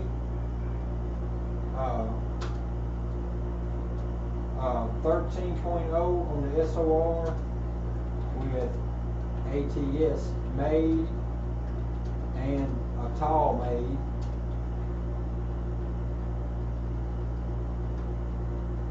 With the ATS made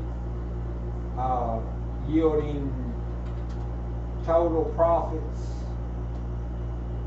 about 22.19.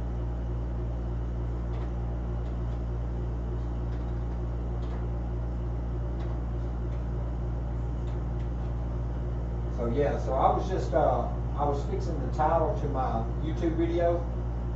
That way whenever I end the stream and that video goes up, it will have the correct title in it.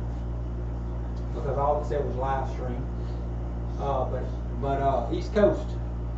On that note, I'm gonna call it a day. I appreciate you stopping in and hanging out. Most of the days I don't even get off work till late in the evenings, and sometimes I do other projects and I don't even get home before 8, 9 o'clock at night. But today I made it home early, and I went ahead and jumped on this table and started playing. That way I could get some practice in. I was feeling real good about today's throws way before I ever made it home today.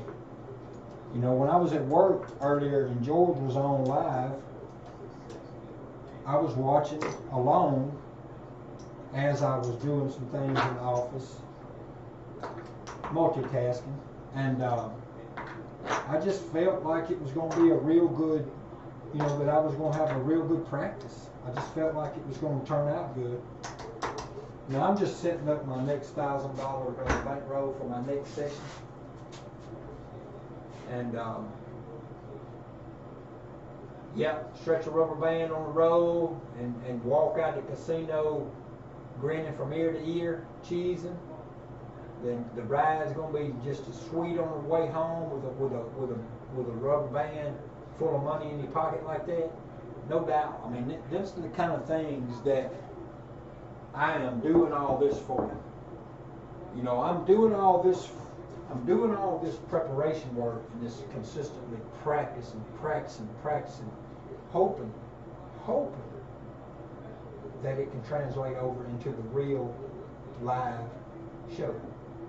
Now, there are distractions that you don't have to face at home.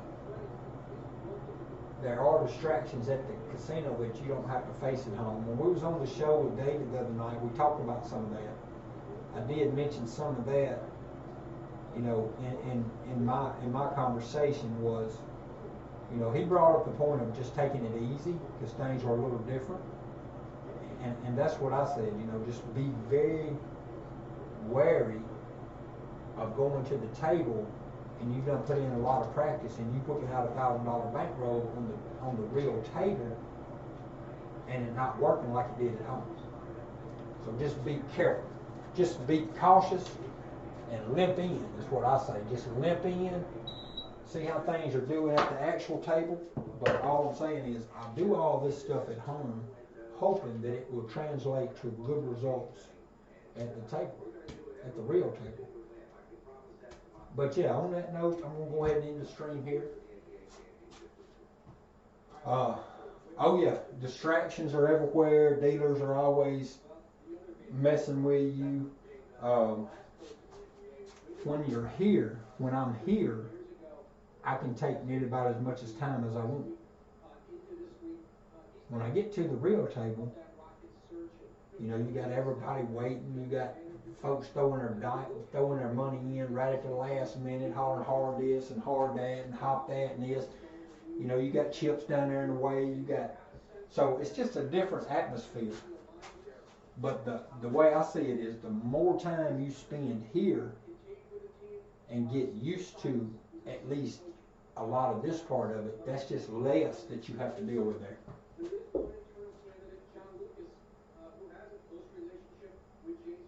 Yep, tiptoe in, get up, and get out. That's a really good words. That's some good words.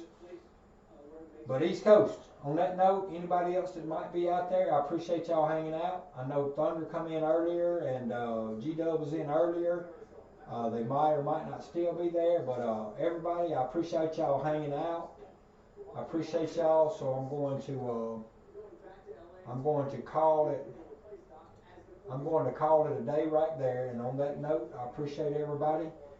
Chili from O-Town. Y'all guys have a good evening.